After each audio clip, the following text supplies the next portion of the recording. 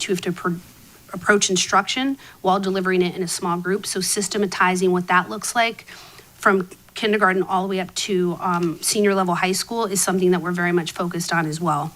That picture on this slide is showing our literacy coaches. When we 3 years ago had a 1-to-1 ratio of that in schools, we did put grant funding aside for them to all receive their Florida literacy coach endorsement, which is a very rigorous process. And all of those coaches are either working at the district level or working at the school level, and it's a great skill set for us to have, supported by the state of Florida. So we're very proud of that work. I'm going to hand it over to Ms. Minnelli now to talk about pre-K to 5.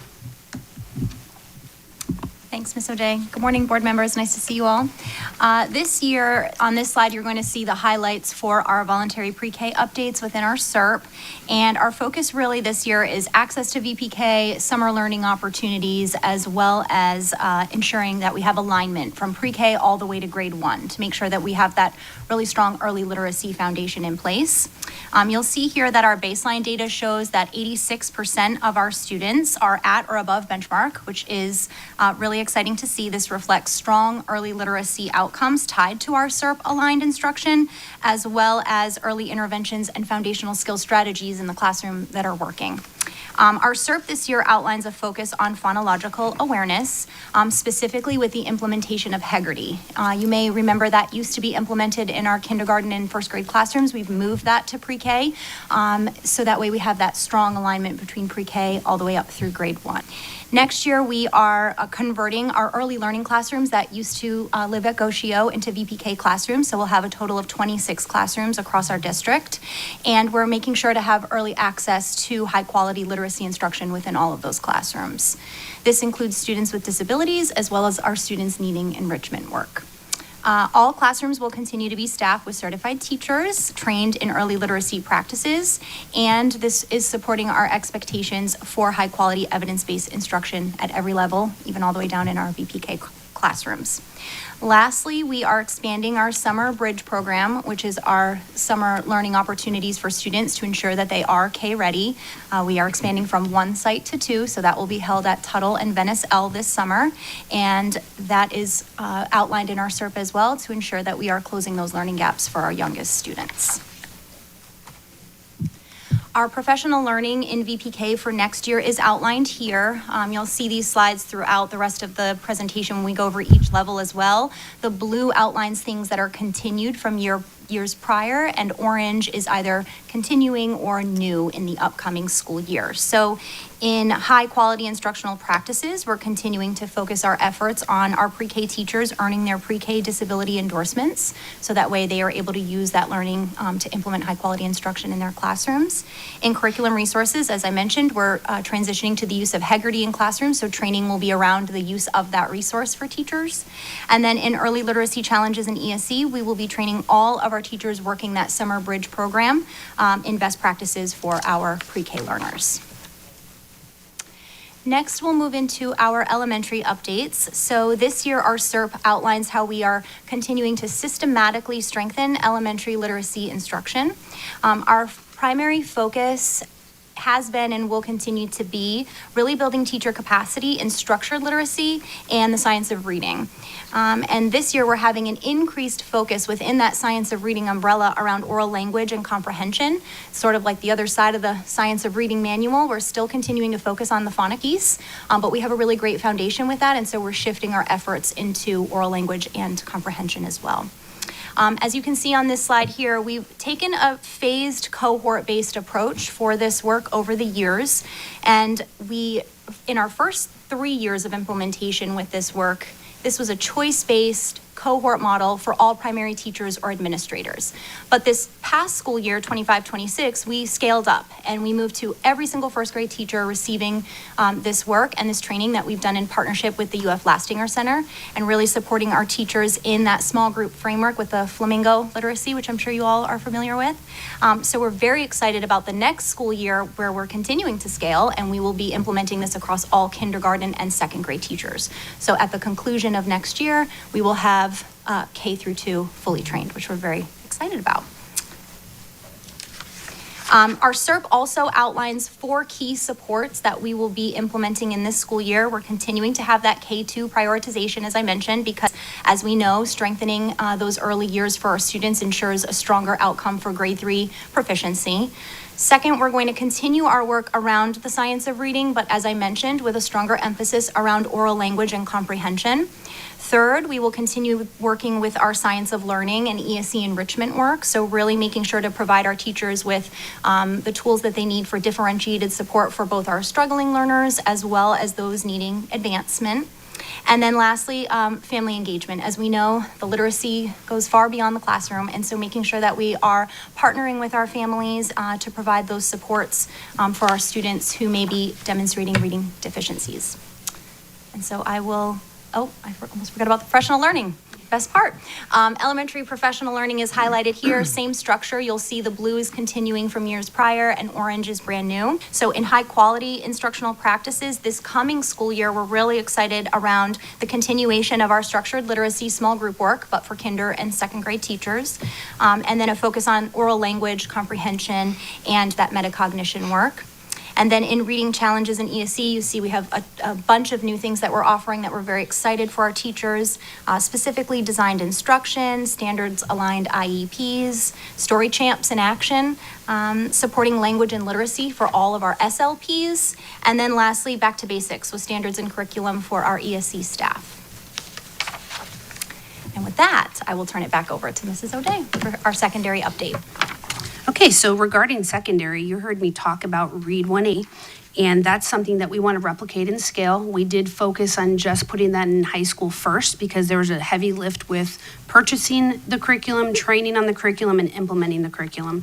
And sometimes there could be an implementation dip that happens, but thankfully we have not seen that occur. But we did put a lot of resources into making sure we created a cohort of really skilled teachers working with our students and seeing really great outcomes that come from that. So now we are moving that into middle school. Our middle school intensive reading program will implement Read 180 for the first time this upcoming school year. We've already pulled our high school teachers and our middle school teachers together. Our high school teachers are mentoring our middle school teachers. They are hooked and sold and very, very excited about this moving into middle school. And we'll also have our boots on the ground support from Read 180 and then our district program specialists who are now pretty much specialists in that program. So this will be the first year that we do that in middle school, and it's very much needed. You will see that in some cases in data in certain schools, but it's absolutely a more structured literacy approach aligned to the science of reading than what is currently in place. So we're looking forward to that, as well as all of secondary, very much focus on strengthening tiered instruction. That's something that you see elementary teachers do with a lot more fluency and with itness than you do in secondary, because secondary, they have 6 to 7 classes a day. They are moving through these 47 to 57 minute periods, and it's a little bit more difficult to imagine that in certain classroom settings. So providing the master scheduling support and the instructional framework support and resources to dive into a more responsive instructional approach in secondary is our focus through small group, which we also have some high schools already really doing amazing work in middle schools, and they're modeling and showing that to those that haven't quite gotten there within that framework yet, as well as using the CTIP and looking into making sure that we are also integrating literacy strategies in other content areas. The big focus for secondary over the past 2 years was using data to drive instruction, implementing intensive reading work, and now we're moving into tiered interventions being more systematic in secondary, moving intensive reading reform down into middle school, and then also teaching those literacy strategies across the content area. So as far as professional learning, as you heard Ms. Minnelli refer, the blue is what we've already had in place, and the orange is in addition to for the upcoming school year. And that is very much aligned to the systematizing and strengthening that we want to see in our secondary schools continue to advance. As we look at Literacy for All, we're very excited that this is now our 3rd year of Literacy for All Institute. We consider this a flagship experience in literacy for our district. I'm going to let Ms. Minnelli share more about this as she's very excited to do so. So I don't want to steal her thunder, but go ahead, ma'am. I almost did. Because I like it too. I know you do. Okay. We love this one. So this, as Mrs. O'Day mentioned, this is our 3rd annual institute over the summer, which we're so excited for. This year's institute features nationally recognized literacy experts, engaging keynote speakers, and breakout sessions around in-classroom strategies that teachers can walk away with and use. We're really excited to be able to offer this opportunity to our teachers for the third year in a row. We're so grateful for our sponsors, the Charles and Marjorie Brancic Foundation, the Community Foundation of Sarasota County, and the Ira and Patricia Strauss Fund for Children's Literacy. Not only can we offer this event, which we often call the Literacy Wedding, because it's just as much aesthetically beautiful as it is engaging and enriching for our teachers, but also even be able to offer stipends for our teachers. So we're very excited about that for this year. In addition to that, year one was very much the literacy leadership team, the instructional frameworks, decision trees, understanding the science of reading. Then we strengthened our coaching model and identified a student-centered coaching model. We brought that author and speaker in to really deepen all schools pre-K through 12 with our cohort of coaches and also high-quality strategies for interventionists. This year, we're able to expand this further to bring in more classroom teachers. Now that those literacy leadership teams and we call our literacy army have all those skills, we want to make sure now we're expanding that outward to more teachers. So that's the difference in what we have coming up, and that's why you also see far more speakers and access to different areas because of the amount of different demographics that we'll have in the room as far as the teachers that are going to be involved. Very exciting for us. So as you know, we're here today at the board workshop providing you this overview, and then we will be bringing it for board approval in June and then submitting in August along with any of our charter school plans that come forward within this time frame. Now, typically we don't have data shared in response to this type of update, but given that we have been working through this and we have data to reference that is an outcome of the focus framework, the strategic plan, and the comprehensive reading plan, we wanted to be able to share that with you because, again, we are asking them to be data-driven. We want to be data-driven as well to make sure what we're doing is working and to just illuminate some of the areas that tell us to keep moving in this direction and then talk about some additional refinements. So I'm going to cover proficiency, learning gains, lowest quartile, and then level ones as we move through our slides. And you'll notice I have a heavy blue line between the year 23 and 24 because in response to the instruction and the changes we've made, you can really look at that living in the data in 2024, 2025, and current we're taking PM3 right now. Third grade is testing right now, and by the end of the week, we'll be able to give some strong predictions as to those outcomes. But that's really where we look at data as a team, as to where are we, where aren't we, what do we still need to advance, where do we want to replicate and scale. So if you notice on the right side of that line, we see strong strengths across the board in 24 or 25, in some cases both, and in some cases it's 25 versus 24, compared to the subsequent years before that. And that's what we should be seeing. We should see a very aggressive pace moving forward always.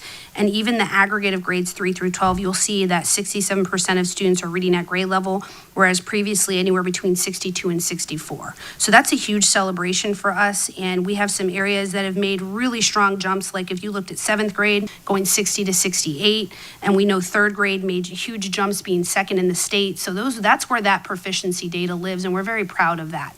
And that's a reflection of our teachers, school-based leadership, and district staff all working in coordination to advance student performance based on some of what we shared today.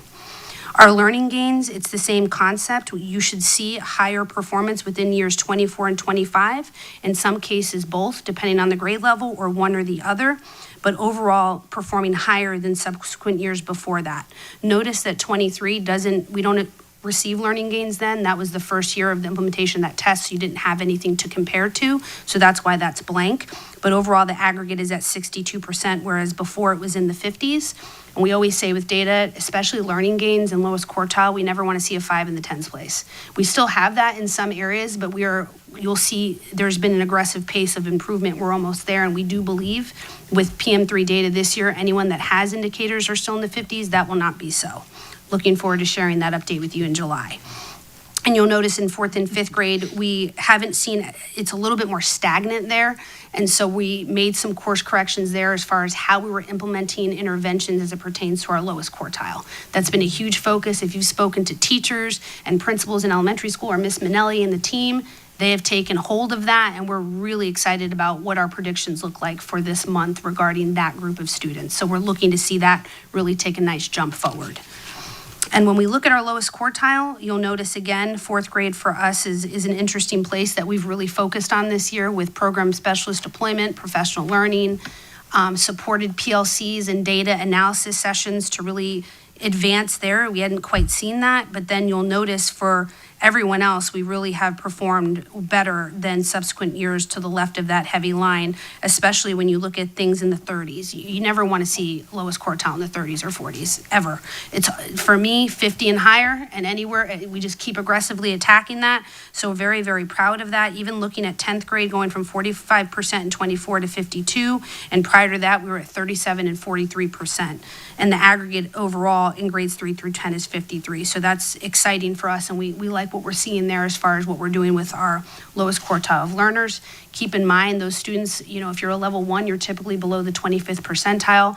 There's a lot going on that's challenging learning there, and it's a very difficult place to be, but that's where we're focusing our strategy and support to make sure that those students have everything they need from our teachers and staff. And lastly, a little bit different when you're looking at level 1s, you want the percentage to be low, not high. Whereas the previous slides, we want higher percentages. You want to see lower percentages of level 1s. And so you'll notice, again, we are lowering that percentage pretty much every grade level in comparison from the left side of the blue line to the right. And the aggregate overall is at 17%, where before it was 18 and 19. So moving in the right direction. There will always be work to be done here. We are aggressively monitoring and pursuing advancements and improvements collectively with teachers, school-based leadership, and district staff. And we look forward to sharing with you PM3 results in January to really top off what we've been doing here in these plans and also give us direction on what we still need to be working towards.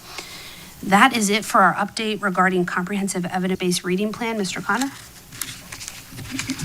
Thank you for that comprehensive overview, and I'll turn it back to the chair. Thank you very much for that. That is exciting data, but I'll start with my board members. Anyone have any comments or questions? Mrs. Rose. Thank you very much. I just want to note Superintendent Connor and Mrs. O'Day in the 3 decades that have been part of this district that this is the most comprehensive reading plan that has ever taken hold, and the data results are there to show the progress, and this is the most phenomenal news I could ever ask for. In previous years, the science of reading did not get the focus it should have been getting, and I especially like the visual maps that you've added and the alignment of curriculum from pre-K to grade 1. That was something that was very much needed as well. The literacy, expanding professional development, and the endorsements, the ESE endorsements for pre-K teachers. I mean, you've got the whole package. And I just want to end with Doug Fisher. We used Doug Fisher at middle schools, and he's very engaging for all teachers, exciting for teachers. They have something to look forward to because he's also a practitioner. He is a teacher in the classroom, which really gives him a lot of credibility, and teachers appreciate that and like it. So thank you. Phenomenal. That's the only word I have. Phenomenal. Thank you. Thank you, Mrs. Rose. Mrs. Barker. I agree wholeheartedly. This is really excellent work. And I love particularly seeing that I feel like sometimes these exercises, a SERP, can be very much like a check the box, we turned in our reading plan. But in this case, this is a living, breathing document that we use daily, and I see our teachers using it daily firsthand. So I really appreciate that this is not just a exercise, a cognitive exercise, but it's actually in practice in our schools. And digging in a little bit, I am thrilled to see the focus on metacognition and comprehension, because I think it was last time we talked about the SERP, I said, oh, do you think we could move into comprehension? So I'm thrilled to see that is the direction we're going, that we've built such a strong foundation with our phonics, that we are able to move there, because I do think that that's just going to make a world of difference for our kids, even in their adult life, to have those skills. So really excited about that. And I am curious also on a personal level, because I have a 4th grader, and in thinking about the 4th graders in particular, if you have any thoughts about that. My own personal thought is, you know, he was in kindergarten that first year after COVID, and it was still a little bit tricky, and maybe some of those foundational kindergarten, first grade skills didn't quite make it as early as we would have liked. What do you all think about our fourth graders? You're right on target, spot on. And I love that you have that lived experience, because that does translate into what we experience at school level. So that is a concern of how we were not able to meet the needs of students with getting their phonics skills where they need to be, in all the ways that you need to be face-to-face for things like that. That was a deficit for any child that come in that time frame. In addition to other areas that we felt we needed to work differently on as far as using data to drive instruction. And as you mentioned, we focused heavily on phonics, because that's the big difference with the science of reading, is how we're hitting that side of reading development, where every part of reading development always translates into comprehension. That's not absent in any reading plan, but how you address phonics and foundational skills is very different. So if we weren't doing that at that time, that's clear as we see kids moving through, but then also having that COVID experience. But I also want to hand it to Ms. Minnelli, because they've done a lot of work on addressing that gap particularly. It's been a full court press, and we think about it all the time. She doesn't not think about it, so I do want her to be able to share some of it too. I think that you both are bringing up extremely important points. I think the other big shift to remember is 3rd to 4th grade is a huge jump. And we focus so much in those primary grades on giving them that ability to be able to decode and to be able to tackle text. And our goal is to get them proficient readers by 3rd grade. But when we transition to 4th, now we're asking them to read to learn. And so this whole component around tracking that comprehension and that metacognition work, like really thinking about the reading that you're doing and applying what you're doing, is where our big shift is headed, because we have been working on that so much, but there's more work to do. And I think that's where you see that dip in our data, and that's why it's what we're hitting so strong now and moving forward into next year. I'm just thrilled. I can't wait to see, because I anticipate we will continue to make wonderful gains with that focus, you know, building on our foundation. So thank you so much. I really appreciate it. Thank you very much. Mrs. Marinelli. Thank you. And again, thank you. It's an excellent presentation and showing the progress and really digging in. And I think it proves when we have those structures in place, how students will learn. So I appreciate all of that. The systems and the structures you've put in place, you can just see it's like boom, boom, boom. And we do this first, second, third, and it all builds. And I want the public to know how highly qualified our teachers are, and that they take these extra certifications and they don't have to. But this is all to benefit students. Teaching is a science. It is not easy. And people out there that think that, oh, education, you just go in and you do this, this, and this, that is not true today. All these subjects, but reading, it's a very complex science. And when you have so many different levels in one classroom, and the teacher has to hit all those levels, most people cannot do it that are not in education. So I want to give the kudos to teachers and staff that really go above and beyond in the certifications and give it all so children can read in that elementary and on. Also, I have just a couple questions. So in the elementary level specifically, when you have students that are not progressing the way they should, they're having a difficult time even with some of the interventions, and I know the MTSS, what supports are given to a teacher with that group of students that really struggle, especially, that lowest quartile? So the term "it takes a village" is 100% a big part of the work, and to the question that you're asking. So the supports that we provide for teachers is making sure that they're not tackling that alone. So on the front end, We are providing systems and structures for structured literacy to happen in the classroom, as we talked about with our Flamingo framework for small group instruction, to make sure that they're equipped on the front end with all the tools that they need to be able to implement that differentiated small group instruction to the different learners in their classrooms right off the bat in Tier 1.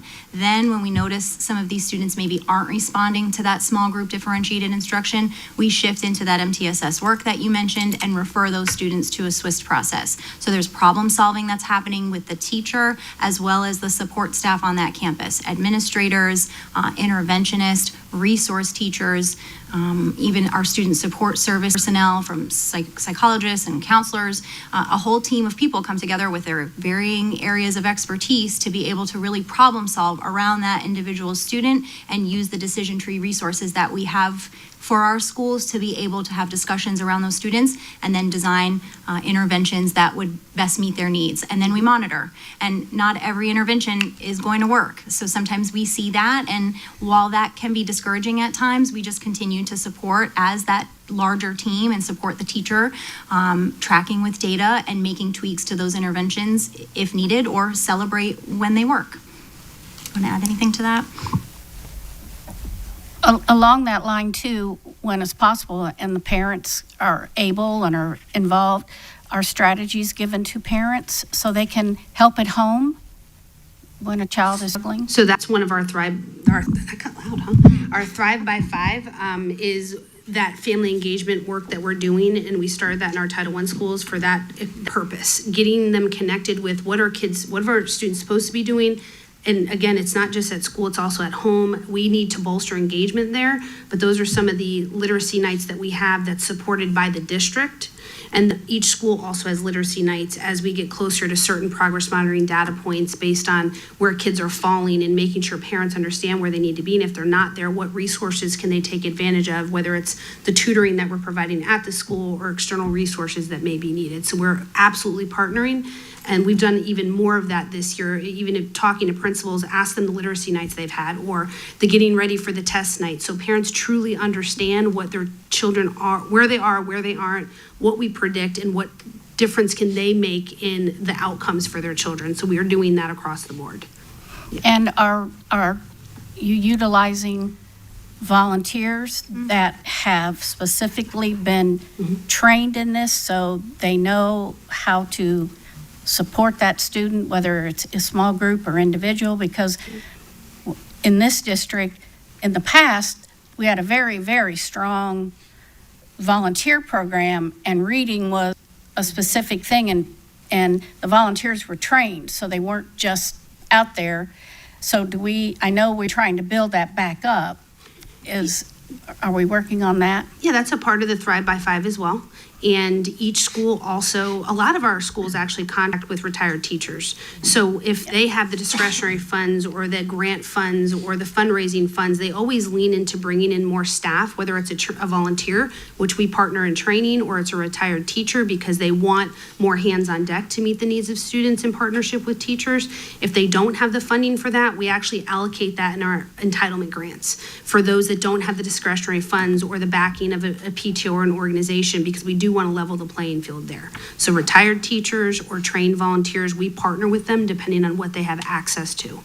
Thank you. Yes. Good. And then I was very glad to see in the Summer Institute you're having the ESE intervention, that support for teachers, because I don't want us to ever lose sight of our ESE children who really have the capability to learn how to read and just need different ways to get there. So I really appreciate that, and I saw that, I think that pre-K ESE endorsement is just fabulous. I hope our teachers take advantage of that, because that's where it really, really starts, is in that pre-K to catch them.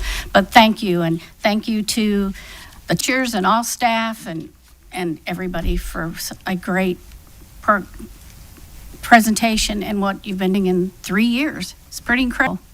Thank you. Thank you. This information is perfectly suited for Teacher Appreciation Day and Week. Mr. Edwards. Thank you. Ms. Barker, I want to say thank you also to your lived life experience, because watching what happens on the dais and then having it with your children and working with teachers that connect the dots is valuable information for each of us as board members to hear how it's actually working. So I appreciate that feedback. I am also grateful that we did talk about COVID. Those 2 years that as a new school board member and watching the best ideas and suggestions about plans and how do we end, what are those interventions, they changed hourly during those times. And I do think it's important that we're tracking those kids from that time period right up through high school. That data is going to be important.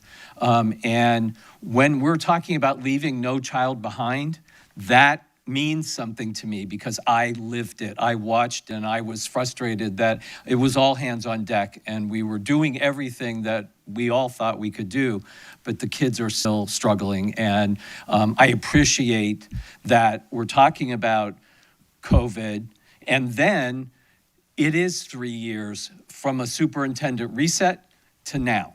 So we had to go through that process, and we're still going through that process.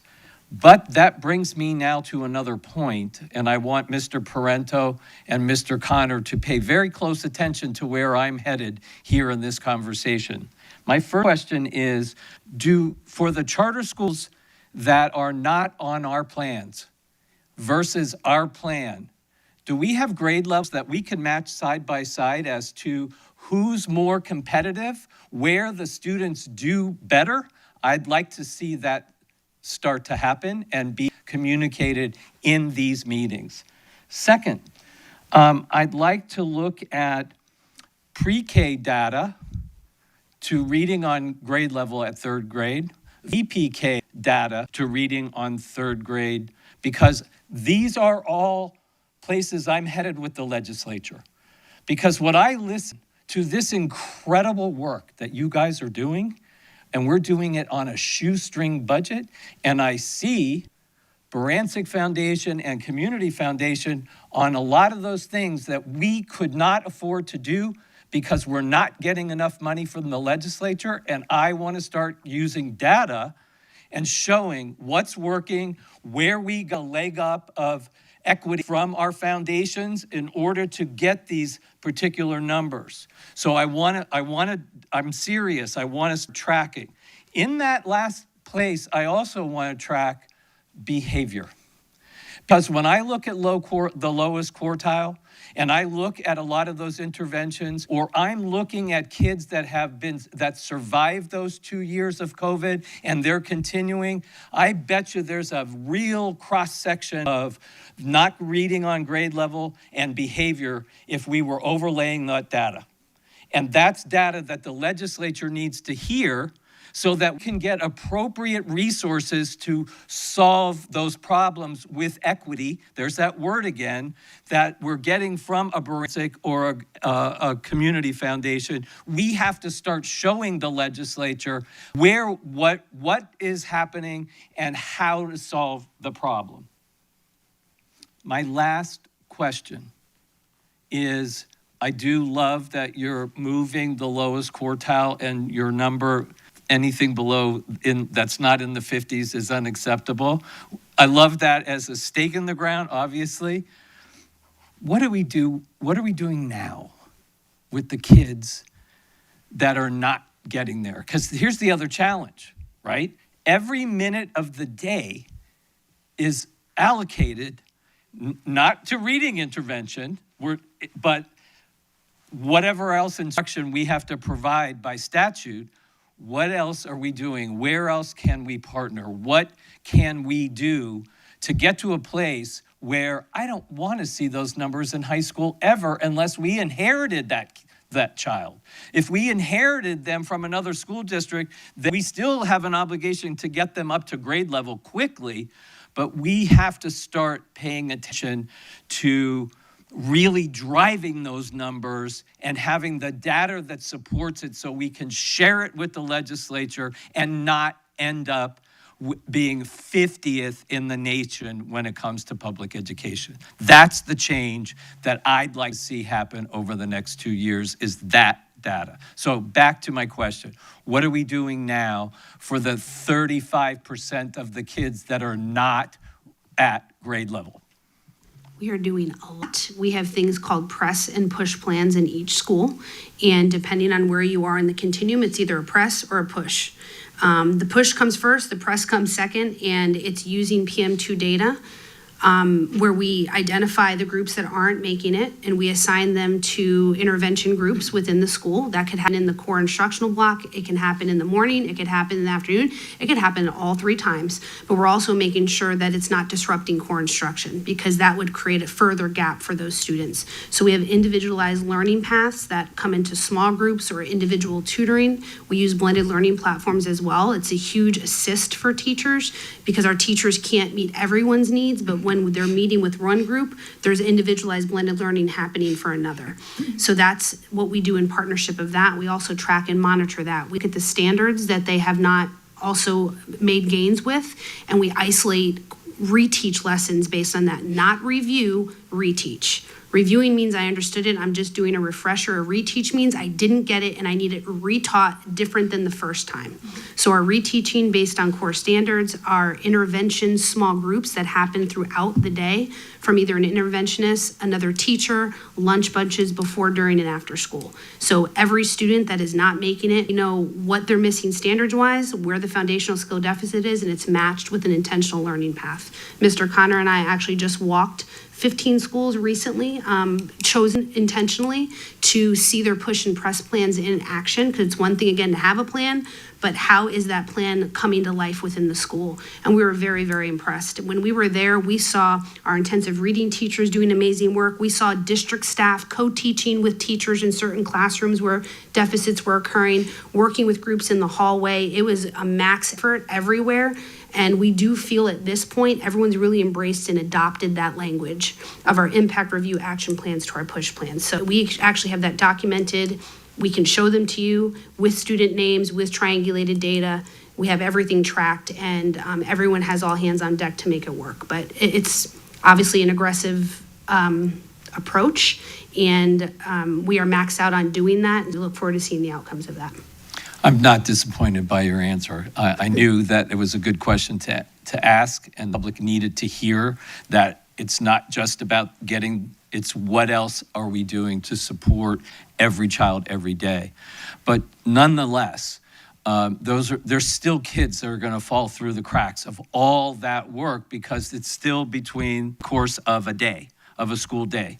So I'm also asking, because we have good after-school programs that could incorporate a lot of what we're doing, like Boys and Girls Club, like Girls Inc., like Little Civic, like these kinds of places where, and the other part of the problem is many families can't afford those programs. So that's more data that we need to show the legislature. There's more ways that we can prove that more funding is necessary for students that are coming from and or behavior issues, because I know personally that's a huge intersection of places that we have to address, and the legislature doesn't address it in their funding processes. The categoricals have been collapsed, and we're not getting the resources that are necessary for those kinds of students. So we have to find another way to prove it. But in the meantime, I would suggest, and I'm happy to do this, is talk to the after-school programs to see if they have capacity to take on some of those things. I've already done that. The answer is yes. And now we have to find a funding source for the families that can't afford to get those kids into the programs. But I know how to make that happen as well. So please, let's talk a little bit about that offline. So I really am really excited about the way you were able to present this from the historical component, not only in the narrative, meaning like factually walking through, but then supported by the data, because I think that's so important. And yes, while certain measurements or assessments have been tweaked, so that having been kept up year over year, it's interesting to look at it in a longitudinal way. from the aspect of, leadership with the superintendent and certainly the team, the priority of the board, like right off the bat, is we've got to seriously look at reading, because that will again be the tide that lifts all ships. And so I'm appreciative that this is something the board was absolutely unified on, something that you, the superintendent and team, were able to execute on, and then to also ensure that we have this information to, again, when we evaluate priorities, and make sure that we do it in the right way, even with the shifting financials.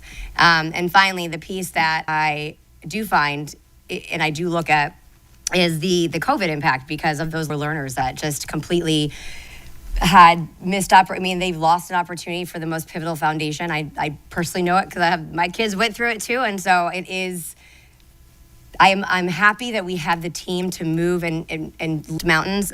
My time on this board, I've always heard that lower quartile is almost next to impossible to actually move. And you guys illustrating that obviously is not the case. I think many of us certainly never thought that was the case. It's just you got to approach it differently. And so these numbers are really incredible. And again, to your point, and as Mr. Edwards also said, looking at something like 50% is never acceptable. And I agree. I think everyone would agree, but it's nice to hear that being said. But we're near that. We're moving, again, continuously. And so I'm very excited just about what this means, because in my mind, the way how you outline the professional development, the excitement that many of these teachers don't have to do it, but they care about their work, their outcomes, the product, the work that they put forward, and having those tools. So these are all things that just, in my mind, set up and build a foundation, not only for the children, ironically, to be successful, but then, and truly, if highlighting the lower quartile, really moving that needle, those children, their trajectory has changed so dramatically for all of the measurements that Mr. Edwards just highlighted, that I believe and I am curious about what the crossover and tracking of many of those items are, because I know that there certainly are a lot of items that we do track, but also to really illustrate that 5 years from now, because we have really altered areas that have such a tremendous longitudinal impact in multiple areas. So I'm very excited. With that, I have the question that certainly we know that there are adjustments. So strategically, you guys have reset an entirely different approach, priorities and structures. But when we look at staffing adjustments, this is probably more appropriate for Mr. Connor. How is that being taken into account as we look at the next year or so, and to make sure that we are able to sustain this and provide the supports in order to do so? Yeah, it's been an evolution. So year one, we obviously, with some of the pandemic relief funds, we had the ability to outfit all of our schools with literacy coaches, literacy interventionists, and then began scaling that down in year two to where schools had the ability to choose based on the readiness levels of their staff and where they are with their data with their students to either have a coach or an interventionist. And so we worked there. All of our Title I schools, we were able to continue to fully support with the supplements with the Title I funding. So, it's a lot of fun braiding. It's getting creative with the pots of money that you have. I think people need to understand that the funding comes very restricted in many cases, right? And so we don't just get money from the state and we get to spend it how we want. So large portions of that, we have to sit down and really strategize how to fund braid those appropriately so that you're obviously in compliance with those funding sources. And then meeting the needs based on data. And so as we move into this year, the conversations, obviously, again, we are scaling down in terms of staff, and anything outside of the classroom is the first to get reviewed, right? Teachers, we are definitely prioritizing the classroom first. But when you look at the positions like literacy coaches and interventionists, now we're moving more into a cadre model. And what that means is that they will work with specific schools based on their readiness level. So they'll look at the data, and obviously with schools with higher need are going to get more time and exposure to those supports where we can scaffold less for schools that may be higher performing, or maybe they don't have as many new teachers, or the professional development has really taken root at a school. but it's also leveraging the experts in those schools, right? We are now in year 3 where we know who has been able to adopt the new way of work rather fast within the schools, has a major influence, obviously, because they're there working in their PLCs with those grade level literacy experts, and can keep that work moving in the absence of, say, a coach or another individual. So it's all about scaling the people, the talent that you have, being able to maximize their abilities and their influence and where they're at. So that's really the strategy we're looking at. Yes, it's great to have the ability to put one in every school, but really in times when you're having to make strategic decisions, we have to look at data to decide where those resources go. I'm confident that this work will continue to move forward. So we're gonna be in good shape. We're gonna be more efficient. We're gonna be more prescriptive. We're gonna look at the data and drive each of those decision makings when it comes to the support. Obviously, we have a skeletal crew at the district to help support that, but they know what to focus on. It's not about necessarily the time. It's how you use that time. And that's really important. So that's the discussions that the teams have been working on very, very diligently. But I got to tell you, the support we've had with professional learning over the course of these 3 years has been able to scale this process across our schools like no other. If it hadn't been for those sources that we have with these grants, with the Baransics, with the Community Foundation, with Strauss, all of that, we would be we have a problem, I would say. And so that has had a multiplier effect on how we're able to move this work. I really appreciate you addressing that. One is certainly, as I said, if you can imagine in 5 years at this level, how much we've lifted up the areas from the bottom up, really, how that changes the trajectory for the entire, for multiple schools, and it can for decades. But then to address the professional development, to your point, as that's allowing us to scale. So those investments are really also going to be able to sustain us.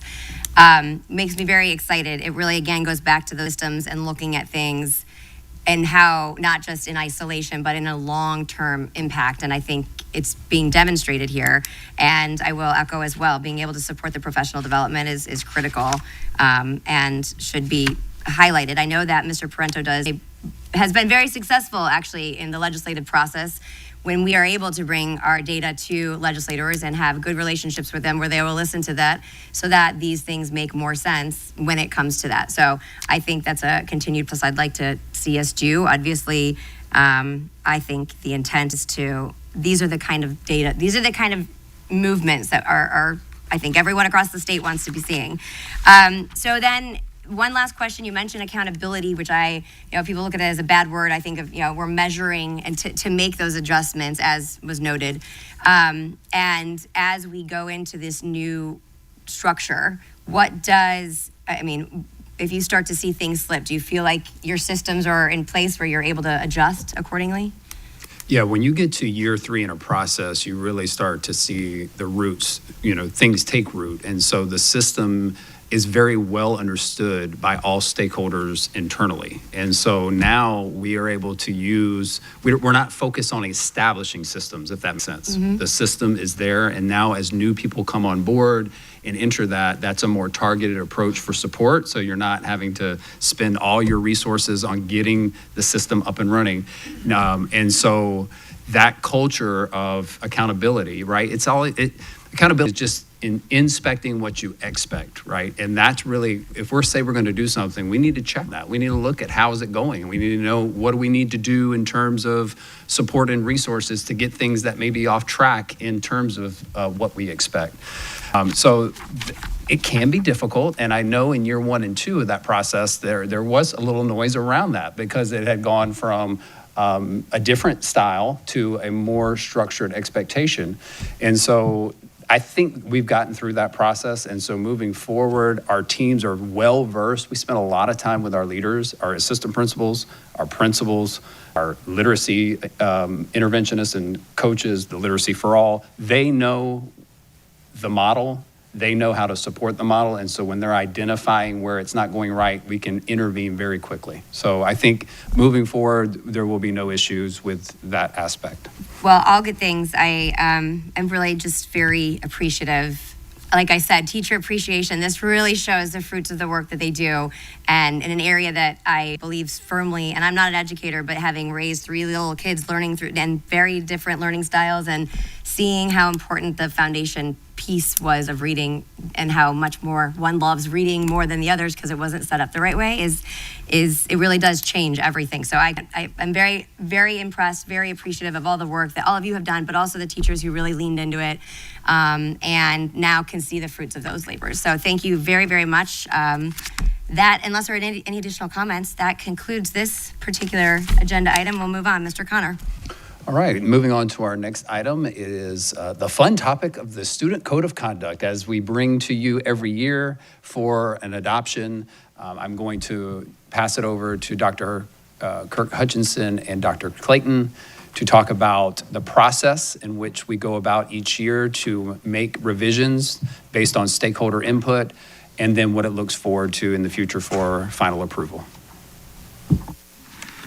Thank you. Thank you, Superintendent Connor and Board. Good morning. A pleasure to be here today as we get an opportunity to kind of share with you and the community the process that we've gone through when it comes to our updates to our Code of Student Conduct. And as we do every year, we want to make sure that we are taking a look at the efficacy of the Code of Student Conduct and where are those areas that we can make some refinements. And I do want to give some big shout out to Dr. Clayton and the team that over the last couple of years have done significant work to change the intent of our Code of Student Conduct to the point where now we are just making slight refinements within here to make sure that we are aligned throughout the district. And so one of the pieces is Superintendent reference to what really is our opportunity for some continuous feedback loop. And we're really excited to be able to partner with a number of different stakeholders as we look at what are some of those refinements that we can make when it comes to our Code of Student Conduct. And so we actually start with our teachers and our staff.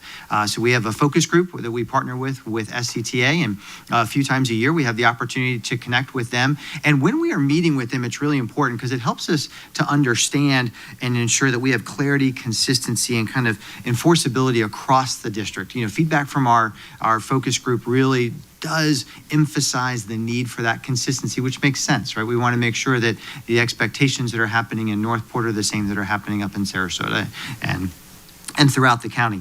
And so really we ask some 3 specific questions to our focus group. What's working well? Because there are a lot that's working well, and you'll see as we talk about just some of the refinements, there's not a whole lot that had to be changed because there is good impact from the Code of Student Conduct. So what's working well? What are those areas that continue to remain a challenge? Because we do want to identify where do we need to make some adjustments? What are themes that we're able to pull out of the feedback that we receive? But then most importantly as well, what are their suggestions for that? And so you'll see as we kind of go through all of our stakeholder groups, that's the process that we follow. We ask what's working well, what are the challenges that we are still existing, and then what are some of those suggestions for our feedback. For us to be able to make some of those refinements. And so we had an opportunity to meet with our SCTA focus group, which was fantastic. We also meet with community partners and have an opportunity to discuss the impact of the Code of Student Conduct with a number of community partners to gather their perspective, and through some community forums, listening sessions, opportunities with our partners that we have that exist in terms of their support already on our school campus. How are we able to glean the information shared from them and their experience interacting with our students? Because again, we want to make sure that this is a document and a process that supports our students, but also supports our staff as well. And so getting a chance to talk with our community gives us that perspective. We then, part of this continuous feedback loop also involves our principals and assistant principals. It's really important that we are getting feedback from those folks who are, boots on the ground. We are implementing this, our teachers, our classified staff, our administrators. And so getting a chance to hear from them in terms of, the alignment with policy, implementation, and desired outcomes when it comes to helping support students to prevent future incidences and violations of the Code of Student Conduct. And so the feedback from them really helps us focus on processes, documentation, reporting. What are those best practices that are happening? How can we replicate those successful interventions that are happening in one school and move that to scale so that it's impacting students across the district? And then as always, what are those professional learning needs that we have? We heard that when we talked about the SERP and the professional learning component. We have the same kind of approach when it comes to our code of student conduct. What are those areas that we need to provide that professional learning for? And then we had an opportunity to get district level input from our legal team, from our board members, from our district staff, so that we're able to help pull out some of those themes, continue to look at some fine refinements, some kind of going through with a fine tooth comb and looking at some of that cross-departmental input to make sure that we aren't missing some type of a need when it comes to the refinements and updates that we make with our code of student conduct. And then ultimately, kind of our next phase after we have finished today is an opportunity to continue to get input from our community and our parents and guardians. We know that that's an important aspect, and so we'll have opportunities through our website, through conversation with families, and through feedback protocols to be able to get some input from our families when it comes to the proposed code of student conduct. And that feedback really, again, just helps us to continue to refine our processes and procedures within the code of student conduct. So that the feedback you'll see, we spend a lot of time kind of talking about that because it is so critical when it comes to making sure that we have the most effective code of student conduct that we can create so that we're continuing to support students. And the purpose, as always, is to, if we do have an infraction, that it stops at that low level and it doesn't continue to escalate up. And so the feedback from our stakeholders has been invaluable. And so out of that feedback, we did end up receiving some major themes, if you will. And in a minute, I'm going to pass the baton over to Dr. Clayton, and she's going to be able to dive in a little bit deeper into what some of the specific updates to the Code of Student Conduct are that we're proposing. However, we do want to give some feedback on what some of those themes were. And so if you look at the screen, you'll see the first one really looks at consistency across the board. And so, hearing from our teachers, our principals and administrators, that consistency component is really important. We want to make sure that we are, being fair to all of our students, our teachers, our staff, so that they know what to expect. That when we say this happens, we know what the outcome is going to be. I talk with my team all the time about clear is kind, and we want to make sure that we are being really clear when it comes to the Code of Student Conduct. It also helps to build trust, eliminate some unpredictability when we are consistent with the implementation, and reinforces really what those clear behavioral expectations are across the district. What does it mean to be a student in Sarasota County Schools? What are our expectations? We know that when we set high expectations for our students get a chance to rise up to that. And we want to be able to address, those violations in a predictable manner. So if we do know that we have this incident, the violation that takes place, we know what that outcome is going to be. It also serves as a great way for our teachers and staff in our schools as part of their Tier 1 implementation of our expectations. We talk about our tiers on the instructional side of the house when it comes to intervention. We have the same on our behavior side of the house as well. So one of those Tier 1 expectations is really setting and making it clear for students so they know what is expected of them and what would happen if there is a violation there. The second box that we want to touch on is really that kind of proactive detection of repetitive low-level behaviors. The intent of us being able to track that this year and really make sure that we are identifying where is that repetition coming so that we can in a very data-driven manner, be able to intervene early with those students to be able to target what the need is and address those repetitive behaviors. It's going to help us identify those patterns and reinforce the positive behaviors that we want our children exhibiting. And so just by elevating the focus that we have on identifying those repetitive behaviors, and in the same token, Dr. Clayton's going to talk about one way where we're kind of elevating the consequence for repetitive behavior as well. It allows us to be able to support that student, support that teacher and staff member and family in a much more expeditious manner.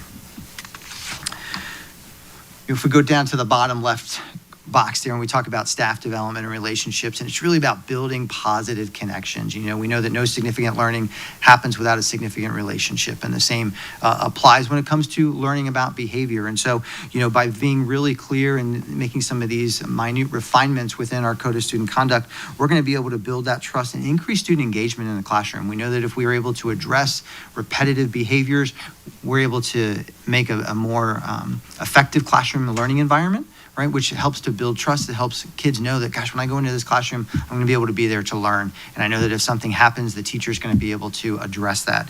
And so we are, that has been a theme that came out, and continuing to find ways to build positive connections between students and staff and families. And so we're continuing to work with our teachers and staff and administrators to be able to do just that.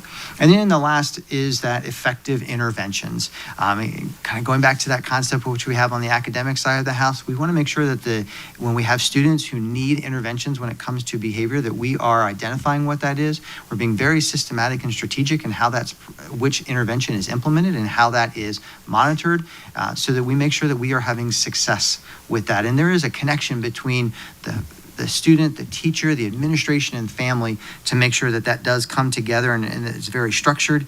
And that it's really aligned and addresses school-wide expectations within the classroom. And so those are some of the themes that, as we talked with our staff and our stakeholders, that we were able to glean from them. And then from that, we were able to then drill down to some very specific adjustments and refinements within the Code of Student Conduct that Dr. Clayton's going to get a chance to lead us through. Okay, great, thank you. So as Dr. Hutchinson mentioned, the theme throughout all of this and the feedback that we received is refinements to the Code of Student Conduct. So the first that you can see on this slide, sorry. Okay. The first that we can see on this slide is that we took our feedback to the community, Dr. Hutchinson stated, and Mr. Connors, the superintendent's anti-vaping task force, recently reviewed our current progression as it relates to vaping and the vaping crisis that we have in our community. So we did make some refinements to the Code of Student Conduct and the vaping protocol, because some of the feedback that we received from the anti-vaping task force is that we needed to strengthen the disciplinary response early in the process. So beginning with the first incident of vaping.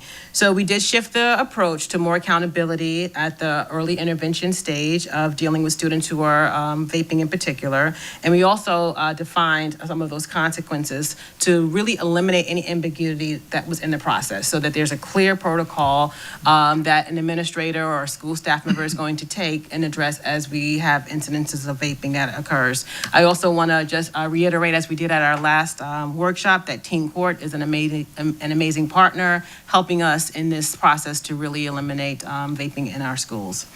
The next area that we updated is related to the student disruptions and demonstrations. So because we have a new school board policy related to this, it is aligned and reflected in our Code of Student Conduct as well, to update and reflect updates rather that were from our recent school board policy on student disruptions and demonstrations. The third bucket or area where we refined is through our Florida Department of Education SESR reporting. So we wanted to make sure that there was a clear pathway of understanding what is a SESR reported incident as defined by the Florida Department of Education, as well as a locally defined incident. So we took a look at all of our SESR reporting codes, so to speak, and we made some standardized ways and pathways to make sure that the definitions are embedded within the Code of Student Conduct. And what we believe this will do, it'll reduce inconsistencies and create more of that common expectation throughout all of our schools as well. We also made some updates to the technology use policy that we have in our Code of Student Conduct. As we know, technology is ever emerging.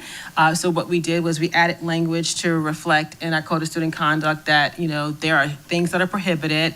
A few years ago, it was the addition of smartwatches. Now it's the addition of smart glasses, or any type of technology that is incorporated into the classroom setting or the school setting used to record or augment or something along those lines. So we did make that clarification in our Code of Student Conduct as well. There were just a few safety and security updates. We wanted to make sure that we reflected the fact that we have OpenGate, our weapons detection system, in all of our middle schools and high schools at the present time. And we wanted our Code of Student Conduct to reflect important, very essential consequences if there is a student that chooses to circumvent the open gate procedures that we have. So we wanted to make sure that that was clearly stated in our code of student conduct. That was some feedback that we received from our school leaders. And we also have some updates as it relates to the threat management process. Just though our community is aware that there are times that a threat occurs and that our school staff is going to be required to investigate, and that we wanted to make sure that our code of student conduct reflected what those steps look like when that investigation must occur. And then patterns of behavior, as Dr. Hutchinson mentioned earlier, there are times that there are repeated incidences that are at a lower threshold and maybe not be the things that are reported to the Department of Education to that level, but there's certainly something that we have to be able to detect early in the process, so that way we can identify not only the pattern of behavior, but what are the corresponding supports. So we have some elevated consequences in terms of students on the disciplinary side who have the same infraction that occurs multiple times, and allowing our school leaders to be able to act on that in a proactive way in terms of interventions, but also in a disciplinary manner as well. So those are the main refinements that we have with the Code of Student Conduct. And so kind of what's next, right? What are our next steps as we continue this process? And so as we look at what some of those refinements are, we want to make sure that we are equipping our teachers, our staff, our administrators with this information so they can be shared with students and parents. And so we're going to continue to develop our professional learning plan specifically around these specific updates once it is approved by the board. And one of the ways that we've done this in the last couple of years, which we actually have been requested to continue to do, is we do put together a kind of a beginning of the year overview through a voiceover PowerPoint, and Dr. Clayton does a great job with that, where every single staff member, every single school hears the same message with some of those changes. We also are building into our summer learning opportunities with our administrators and teachers and staff to be able to, once approved, include these updates in a professional learning plan for them, because we absolutely want to make sure that we are equipping, empowering our teachers, our staff, our administrators, and our families with this information so everyone knows as we head into the start of the 26-27 school year. We're also going to continue to look at where were those adjustments specifically when it comes to changes, let's say, in the progressive discipline process. So if we take our vaping violations, in the past we have had different incidents and different consequences for potentially 4 different events within vaping. That has been cut in half, right? You have a first offense, and then you have a second offense, and then you have all of the consequences within those offenses. It's not necessarily a pick and choose as it was in the past. So we want to make sure that we are, again, bringing this information to light so that our students are aware of it, our teachers and our families know, and our administrators what to expect when it comes to the new Code of Student Conduct. And then one of the other pieces, and it's just a great partnership that we've had with the academic side of the house, is really looking at our MTSS framework, kind of reinvigorating that, reimagining that, so that it addresses both academic and behavioral needs. So when we talk about on the academic side, the comprehensive tiered intervention plan, that CTIP, we have one for behavior as well. So that what should we see at tier 1 kind of behavior interventions and expectations in a school and in a classroom, and then what happens when a student needs a tier 2 intervention when it comes to behavior, or a tier 3. And so we have built that out so that it mirrors kind of the academic side of the house. We're going to continue to provide professional learning when it comes to that area as well. Because we want to, again, clear is kind, and we want to be really clear about what those changes are, what the impact they can have on our students, and how we expect that to be implemented within our schools. So we are excited about the opportunity to answer any questions. And kind of after that, we have 2 more kind of big dates for us when it comes to the Code of Student Conduct. The first would be based on feedback. We'll continue to make some tweaks and refinements between now and June 16th. At the June 16th meeting, we would we'll have that on as for the board to approve the advertisement of the Code of Student Conduct, and then per statute, we have to have that advertised for 28 days, which then would take us into the July 21st board meeting, where we will look at approval for the Code of Student Conduct for the 26-27 school year. Thank you, Mr. Connor. Madam Chair. Thank you. Thank you for that. I know there's been a lot of work over the years as well. I have some comments, but I'll open up to board members first. Any members? Mrs. Rose. Thank you, Madam Chair. I just have a question about the classroom managed behaviors, how you address, if there's a need, the consistency with that and standardizing it, particularly within a school. Is that included in the professional learning? How are you monitoring it? How's that particular piece working out? That's a great question. So actually, one of the pieces that we are looking at doing in June when we're meeting with our, our school leadership is to talk through that specifically, so that schools are identifying what are those consistent expectations across the entire campus. And we know it looks different at each school, right? Each school has its own culture, Right. its own unique, needs. But within those schools, it should be crystal clear as to what is considered a classroom managed behavior and what are those office managed behaviors, as you will, that need that kind of additional reinforcement. So we're going to be working with our administrators. We have sessions already planned with Dr. Clayton and Dr. Frost, where they're going to integrate the kind of that tiered intervention plan and how does the code of student conduct connect to that, so that we aren't seeing these as two separate entities, right? They really are coming together to create a very intentional system to support student behavior. I'm looking forward to that, and I truly agree with you that the difference in schools, you bringing in a lot of different elements. I'm particularly interested in within a school, how that's being standardized, given traditionally that administration was, for the most part, addressing the behaviors in the school, and now introducing at the teacher level. I'm real interested in how that's working out and the results, the productivity from that.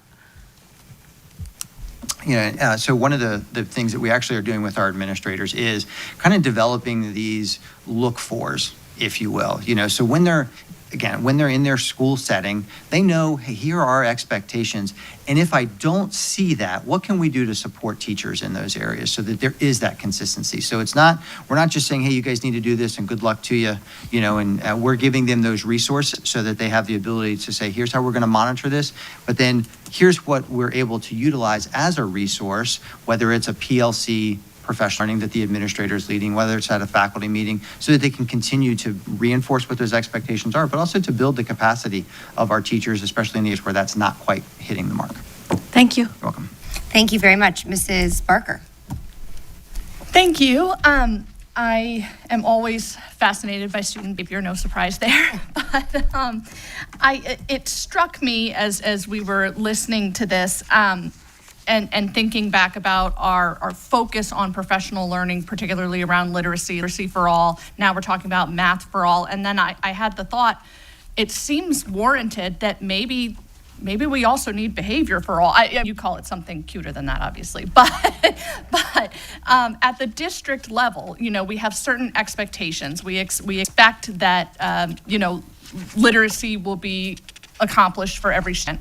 Well, I think we could have those same expectations around behavior and arm teachers with some of those same resources, because just as there's a science of reading, there is a science to student behavior. And I think,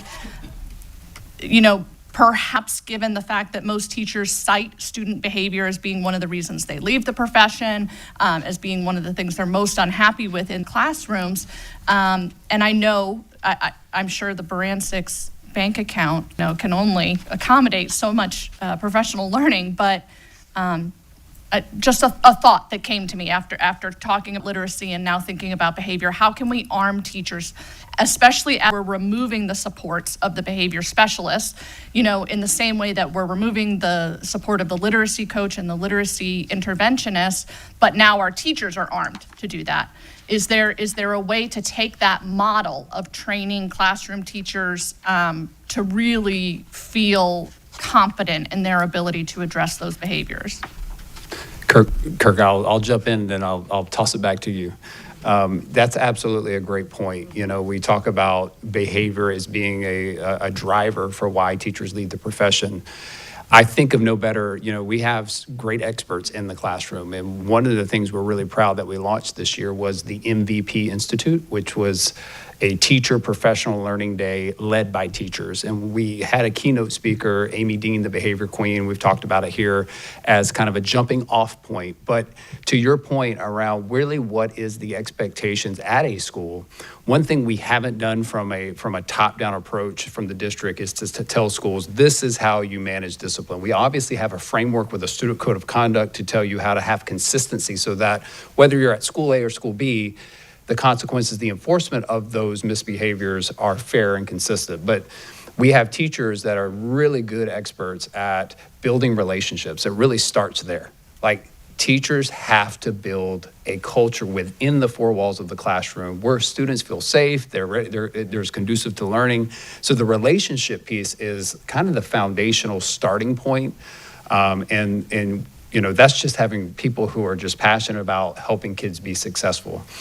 And then knowing what the structure is at the school for when there is misbehavior, right? We talked about classroom behaviors and office behaviors. What gets sent to the office? Sometimes it's easier to send the classroom behavior to the office, but we really have to use that progressive style of discipline, which is something that schools, I know in their school improvement plans, basically have two goals. You have an academic goal. What is our focus for the year to press forward in an area academically where we need to see improvement? And then there's a culture goal. What do we need to do? And that typically is around behavior. And then the strategies and the checkpoints, the progress monitoring, the support and resources are outlined in that school improvement plan. But it can become, like you said, one of those documents that you just complete at the beginning of the year and you put it on the shelf. And it's really bringing that back and having continual conversations with schools. I don't think the answer for us is to create a district school-wide management plan. I think we have to give them the right touch points, the right support, because it's simple, but it's not easy. Simply, it's about building relationships. It's about being firm, fair, and consistent and making sure that you know exactly how to handle when things get out of line. Simply. Not easy in the day-to-day, right? Because you have personalities, you've got, adults have bad days, students have bad days, the parents may be involved or not involved. There's a lot of those things that make it muddy and messy. But if we have really clear expectations, which we're, sharing with our schools, that helps in the long run. But you're absolutely right. We've got to continue to find ways and opportunities to support teachers in those skills, because we can't assume that they have all of those skills, right? Maybe it's how do you build a better relationship with your students, especially the ones who cause you the most trouble, right? Sometimes I have found in my experience that those are the ones we want to cast aside. That is not the solution for the child to start behaving right in your classroom. So it's a multi-layered thing, but I think we're moving in the right direction, and I'll pass it over to you. Grant-wise, I do want you to find comfort in the fact that we do build that into our Barancik grant. There is a section for student support services, which includes everything that you would find under that umbrella for professional learning, to include behavior management supports and other initiatives. There's math for all, there's literacy for all. There's also a component we're adding this year for specialized program teachers, making sure that those serving those populations have access to high quality professional learning, research, and initiatives like we do in literacy and math, as well as other ongoing professional learning, as Mr. Connor said, the MVP Institute, and leadership development, not just for our school-based leaders. We have added teacher leaders in there this year to continue to build that collective efficacy for everyone working on these initiatives in our schools. So they do fund that all, and I'm going to turn it back over to Kirk so he can share what we're doing with that funding this summer and going into next year to address what Mr. Connor and what you've shared, Ms. Barker. And so one of the pieces and priorities for us is really how do we equip and empower all teachers and staff. And so we are really excited about the opportunity to provide every single staff member who works with kids, so teachers, classified staff, paras, with what is called mindset verbal de-escalation training. So we actually are going to be training a number of individuals, one trainer from every school. who will then be able to train their staff in these verbal de-escalation strategies. So if I have a kiddo who is starting to act up, how do I intervene and interact with that child so that I am responding to that behavior, not reacting to that behavior. We don't want to escalate this inadvertently because we've said something or done something. And so we are working with every single student every single teacher and staff by the first student day. So we have a series of professional learning opportunities set up at each school throughout the entire district through the summer, where every single staff member will have an opportunity to participate in this. And if they can't get to it during the summer or before the end of the school year, we have dedicated the Wednesday of pre-planning week, where those school-based trainers will be providing every remaining staff member with those skills, so that by that first day of school, everyone has had that who's working with our kiddos. And then we're going even deeper in our areas with our specialized programs and our Oak Park staff.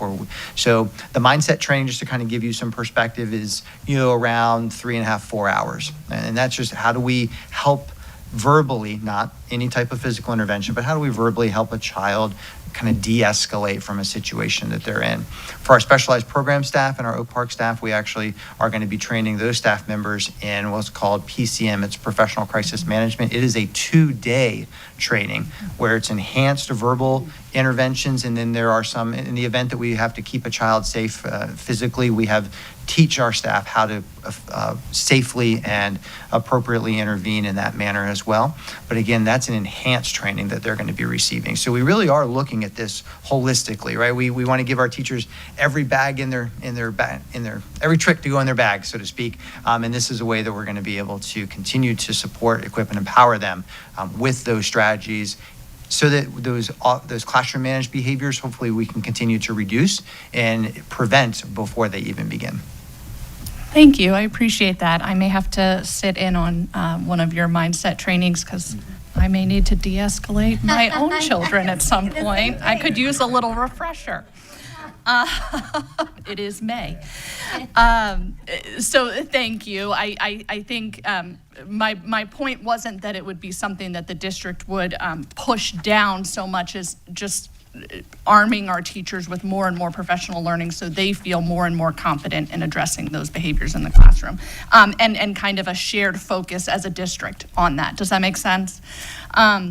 And along those lines, and Dr. Clayton, you and I already discussed this, and so this will come as no surprise to you, but I just wanted to put it out there for the rest of the board. I know in some districts in Florida, they've revamped the way they do their in-school suspension, and I have done this actually myself at a school I practiced, and turning it from more of a passive model of like where you're just sort of sticking the kid there, go do your work and stay out of everyone's hair for the day, to an intervention center model, where you provide targeted academic and behavioral interventions. And it's even just that shift in the language from ISS, or in-school suspension, is a very passive kind of sounding word, as opposed to an intervention center is like, we are actively providing you with something to change your, help you learn better skills, learn better behaviors. So I know that's not something that can happen all at once, but, just the thought process around what are we doing with our in-school suspension and how can we leverage that, particularly as we are focusing on increased consequences for repeated behavior. And I know when I did that work, we saw a huge decrease in recidivism. So just a thought. Through the chair, if you don't mind.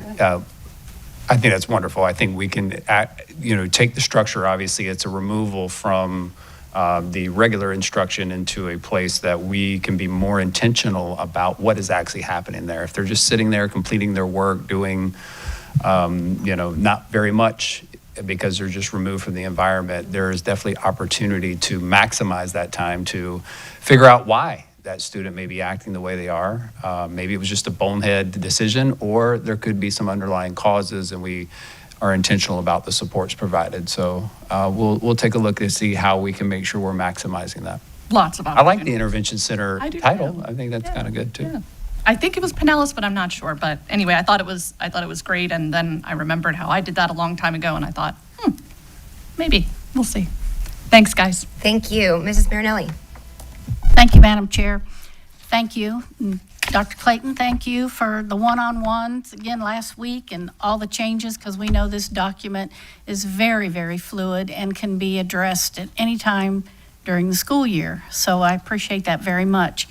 I know you touched on it, but I would like to just hear a little bit more how the student input, and especially the anti-vaping task force input, was addressed, and their recommendations, some of their recommendations were incorporated in this Code of Student Conduct. So could you just give a little explanation of that and the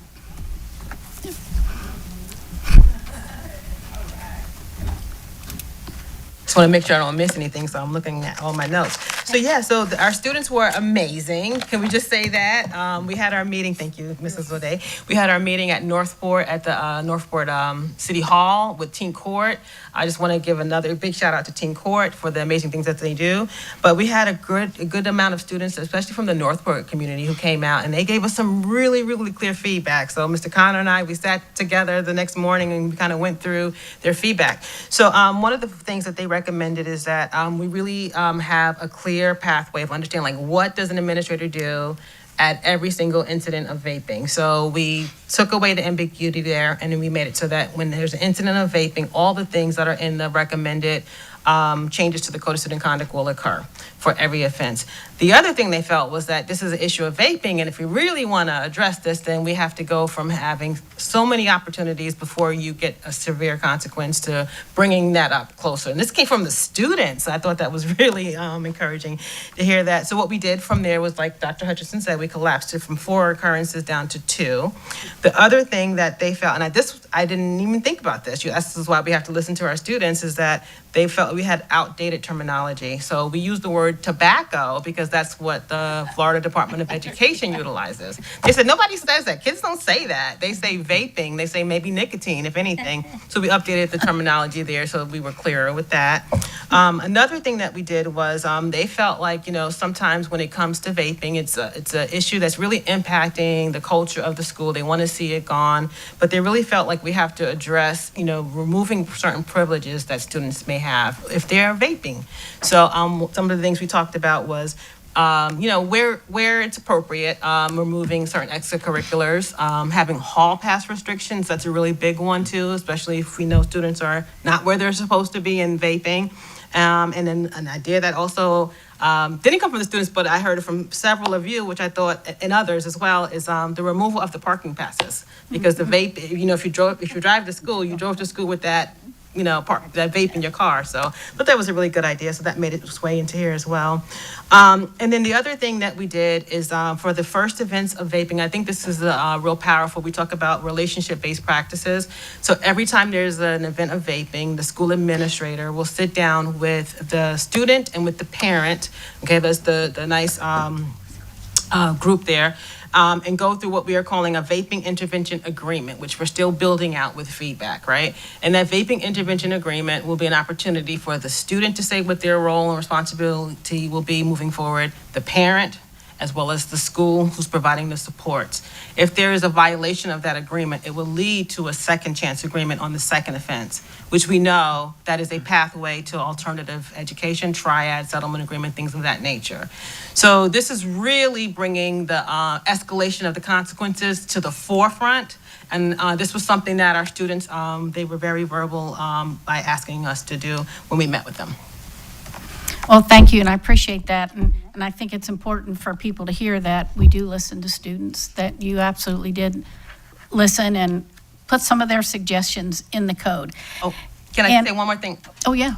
We're going to meet with them next month and go over it with them as well. Oh, good. Just- Okay. I forgot I'll look to- forward to sorry. hearing that at the final. Thank you. When we do get it, when we advertise it and then when we vote. So, but some of this gave me like deja vu back when I was a practicing school counselor at Southside, and some things just don't change in education, and student behavior is one of them. It just all depends on the escalation, and when that last nerve has that kid has hit it with that teacher. So I think what we can't forget is the principal sets the tone of that building. Nobody else does. When he sets the tone and the expectations, then everybody, parents know what those expectations are. At Southside, we had 3 rules, and every kid, K through 5, could tell you what those 3 rules were. And I think when some of those practices and structures were not in place, we lost some of that. So it sounds like that is starting to come back, because when kids know what that expectation, and when teachers know that when those expectations are not being met, they need to know what the next step is, because they can't do it all. Whether that is having another teacher, they go in, that child, like, you take them in your reading class for a few minutes to give them a break, or when are they to be removed from class? And then what happens there?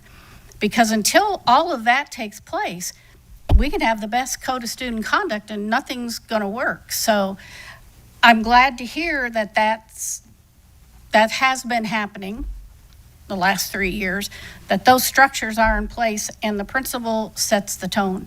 And that consistency, because that's what really upsets teachers, is when that consistency is not there with the discipline. And when do you call a parent? Which should be right away, but to let them know. But I think that, for me, is one of the most important things. And, many, many years ago, we did have an elementary counseling grant. And Dr. Clayton, you were at Emma, and we did have that intervention set up. So no student, unless it was a really horrific offense, which I don't think there were any, but they weren't suspended. They had that day or how many days, but an ESE teacher was assigned to that. So all kids had interventions, and they didn't lose any academics. And then the parents were brought in. So it's doable, but you have to look at how staff, and right now, I don't know how we'll do that with what we're going through, but it is doable because it's been done before at our elementary schools. But it takes help. Plus, we also work with the family counseling, the Jewish and family counseling. We had a counselor based at the school. So our school counselors could do what they needed to do, but we had a therapist there. So at some point, those are all kinds of things and I bring that up because at some point, we're not going to have some of this historical knowledge to know that we've done these things before, and it is doable, but it's going to be taking a lot of input from the superintendent and how we're going to do that with staff, because right now, I know that's going to be hard, but it might be something to look forward to. So, but thank you very, very much, and I think it's great. At least we have the structure in place. Thank you. Mr. Edwards. Thank you so much for the time. And I have seen a change in the student code of conduct from the time that Dr. Clayton and I and Dr. Green started conversations way back when. I think it was about 3 years ago when we really made the big shift and really tried to create a plan for behaviors or inappropriate behaviors in that case. And I do think it's moving in the right direction.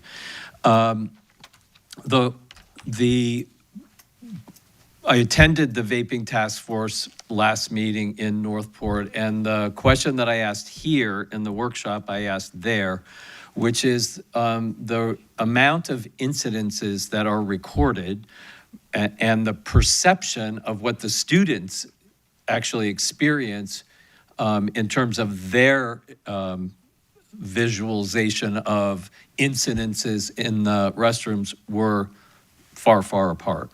And so one of the things I had suggested, and I just wanted to find out where that was in the process, is that when an administrator, staff person walks in to the restroom and there's a group of people and there's a puff of smoke, all of those people, in my opinion, who are part of that group, who are either supporting the person that's vaping or the person who is actually vaping, in my opinion, are guilty. And what that says is that you as a student cannot participate even in an association of vaping, because what I've heard from students is that they won't even go into the restroom because there's a group of kids. I mean, the incident that we actually had in Northport where the fight happened was a group of kids. So I'm looking for it to be at the discretion of the staff person walking in and saying, I saw 6 kids. They weren't in the stalls. They weren't in there doing the business that they were intended, but they were part of a group of vaping. So therefore, all are guilty. And that is what I think is the kind of thing that can change behaviors and tolerance of behaviors, so that even if you weren't vaping, but you were standing there talking to someone that was, you're guilty. Is that it? Do you have is it a question or? I suggested it just because that's the kind of consequence that changes behavior in a big way. I will add to just for sake of discussion, I will say that I absolutely agree that we need to take a hard stance to be a deterrent for the school, for vaping in our schools. I think it really does, we do have to remember about students' rights. And so when a student may be in a group, we have to investigate why they're in that group. And if they're, to your point, just hanging around and they're a part of that group, then there are ways to handle that. But sometimes you can kind of be in the wrong place, wrong time scenario too. So if someone just happens to be near that group in the bathroom, that obviously would need to be all teased out. We'd have to figure all that out. But I do understand your point being that if you are not up to good things and doing what you should be doing, there should be consequences for that, right? I get a little leery just about just coming in and seeing, 6 of you are there, but one may be trying to get around to go to the bathroom. There's a lot of those types of scenarios that obviously would need to be worked out just to preserve that students do have the right to be in the bathroom. And those are things that administrators deal with all the time. This is why it takes them so much time to deal with discipline, because there's so many nuances to it, and they have to get a statement from this one and call the parents, and one incident can wrap up an administrator's half a day or a whole day, depending on the situation. But I do think the essence of the point you're making, Mr. Edwards, is the right one, as long as we preserve that students all their rights are being taken care of. Listen, I'm not looking to take students' rights away by any stretch of the imagination. But what I want to do, and that's where the student code of conduct also can be used as a tool for academic achievement and good decision-making. So if you're that student that is actually in there going to the restroom for the right reason, you're either doing that or you're getting the heck out of there, because I don't want to be standing next to the person that's vaping, having a conversation, because I will be guilty by association. And that's what I'm really trying to get to, is that our students are starting to think about their choices, think about their behaviors, and that I would rather hear someone say, oh no, Mr. Connor, I was only in there and I was literally trying to get away from them. I'd rather have that conversation than the one where the kids are thinking, I didn't have the vape in my hand, so I'm not guilty. That's the space that I'm trying to close up for the kids that are frustrated, that are really trying to change behaviors on the campus. The other play there where we talked in our one-on-ones was, I love the vaping contract that you go through with the parent on premise. I think that really does escalate. The parent needs to come in, needs to be part of the conversation. I have concerns where the family is not participatory. I am concerned about that. But we also talked about educational materials, professional learning for the parents and the student, for that matter, on the cons of vaping, the addiction, all of the things that can happen. Did any of that get addressed?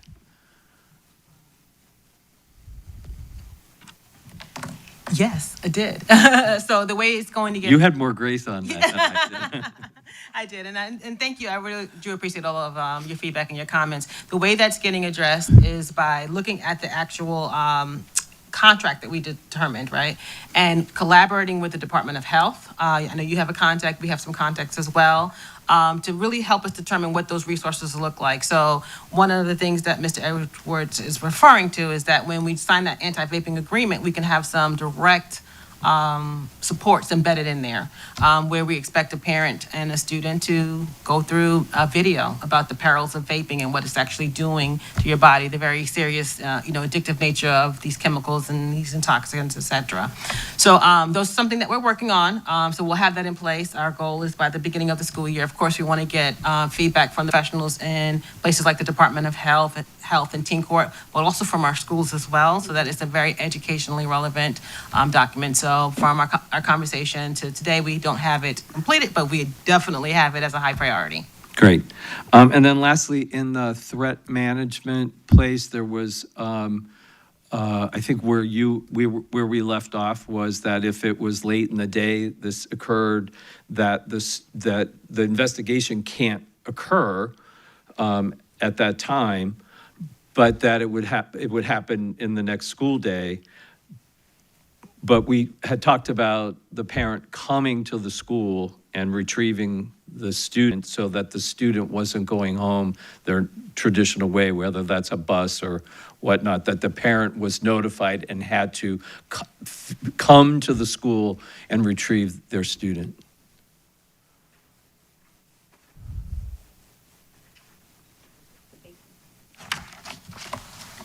Okay, sorry. That's okay. It was a safety issue for me.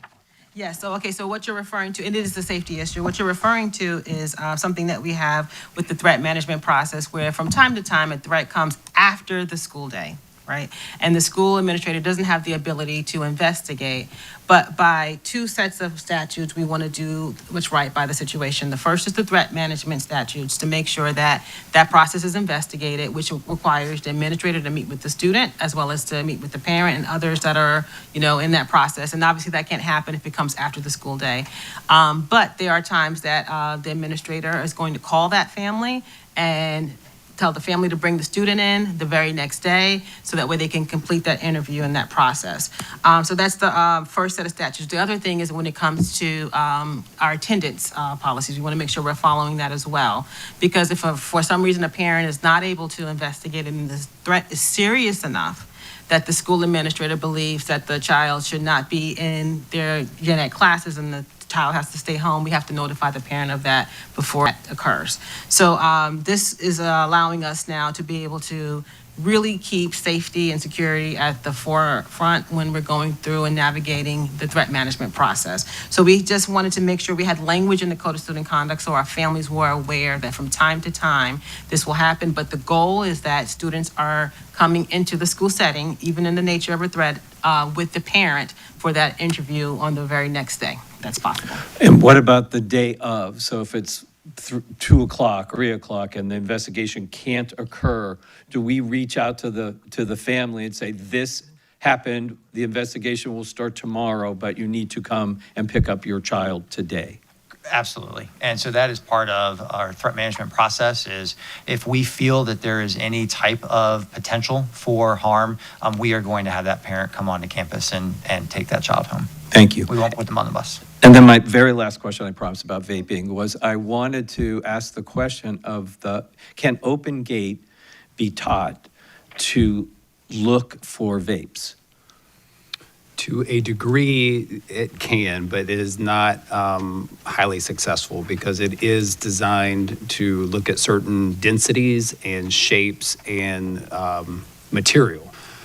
The problem with vapes is that they come in all shapes and sizes, all types of material and densities.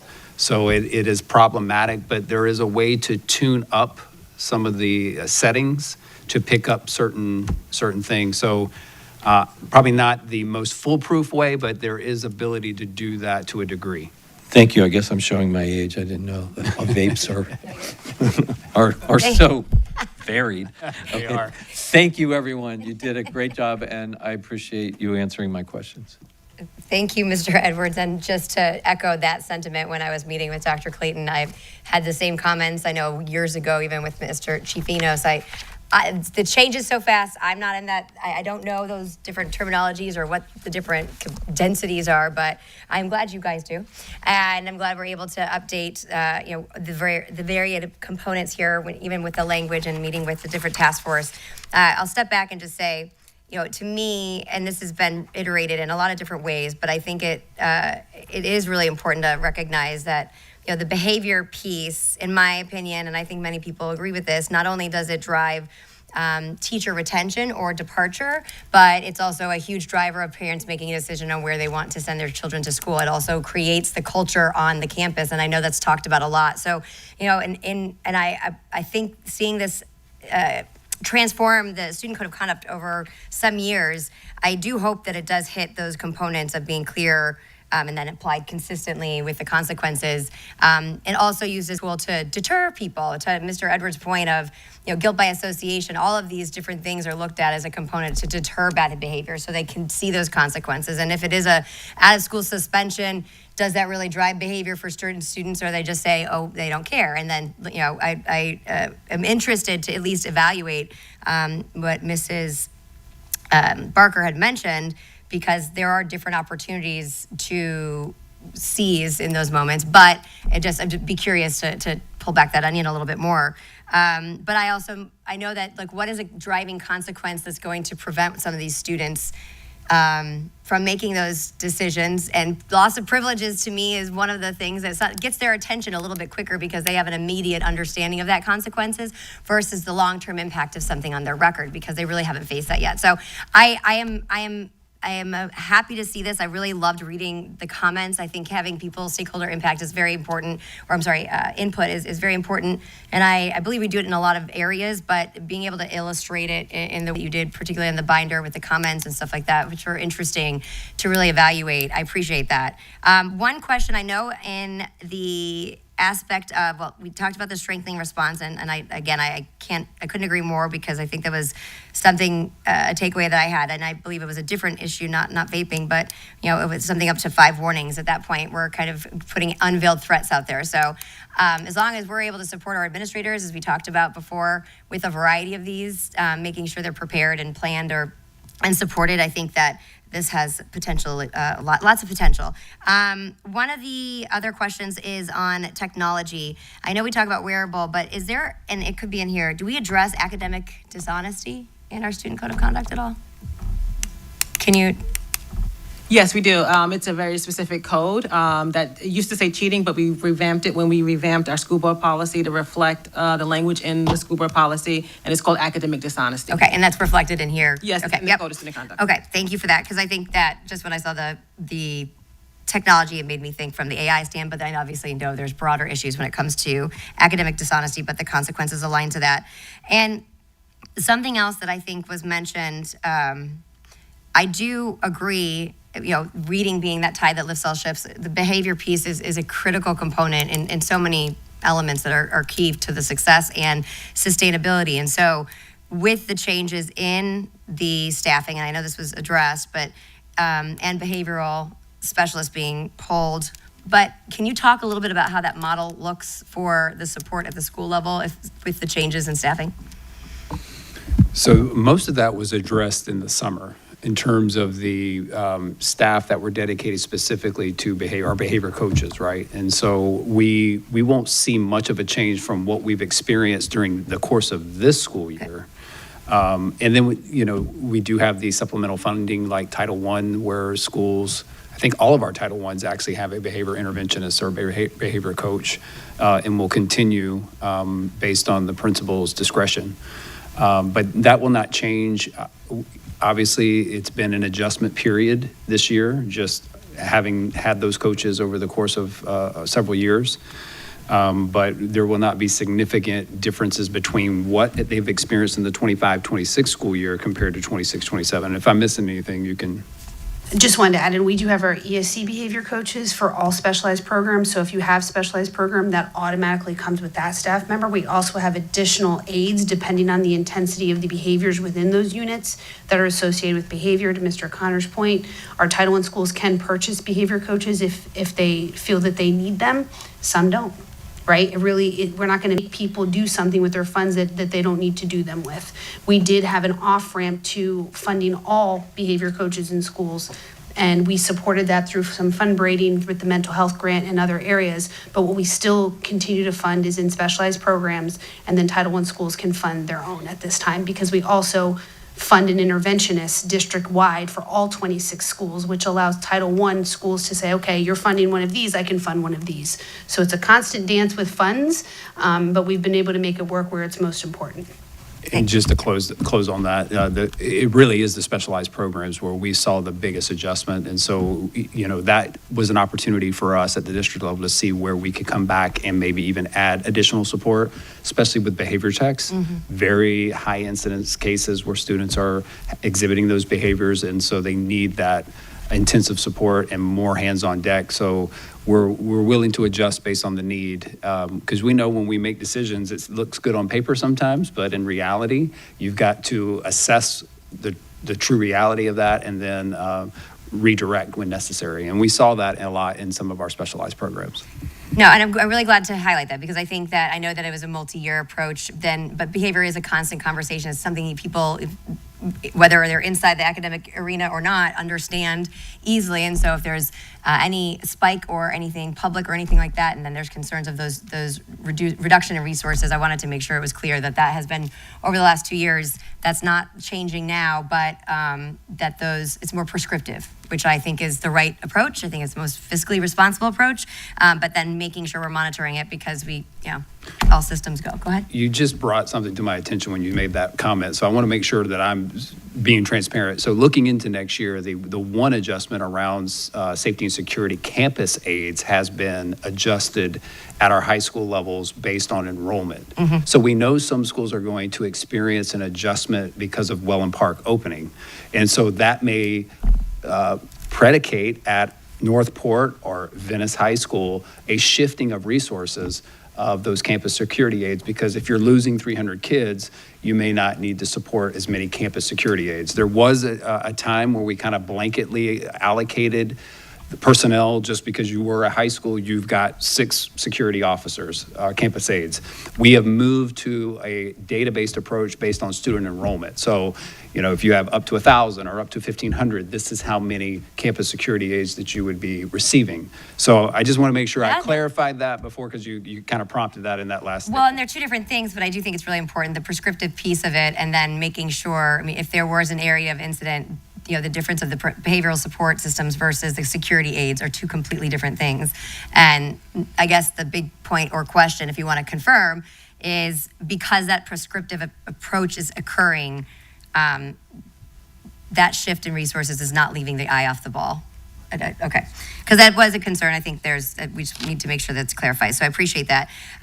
The final piece, I will say, and this comes up a lot and over the years, and I think this falls right in line with it, and it's addressed, but are the parent resources. And there's so many hours in a day, and I know we have such a critical component, but that partnership and that lack of understanding, because things do change so quickly to what we even just highlighted. And I know we talk about it, from reading standpoint, how do we support parents to better understand identifying issues with their student, or if they, what books from what books to read with their young children, but also, how the support from the vaping, social media, I keep thinking, and the supports for understanding ESC. So there's been, over the years, we've really tried to focus on different supports for parents. And I don't know if we have the opportunity to build kind of one of a central area. Again, I know our bailiwick is K-12, but if there are opportunities, because they're in multiple different topics in which, and I don't think extensive, I don't know if when we talk about students, parents coming at nighttime, what are those attendants like? Are there different ways to reach them? Those are just a broader thought process of just different resources that will help us work smarter, reach more people, and hopefully support their students. But there's just something that came up in my mind when we talked about this. Mr. Edwards, I also see you're up. Did you have another comment?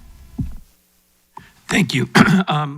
there's a couple of things I just want to tie this all back in from at least my seat. Mr. Connor used a phrase, sometimes a kid will make a bonehead decision, or there's some reason why the student is reacting or behaving that way. So I get that.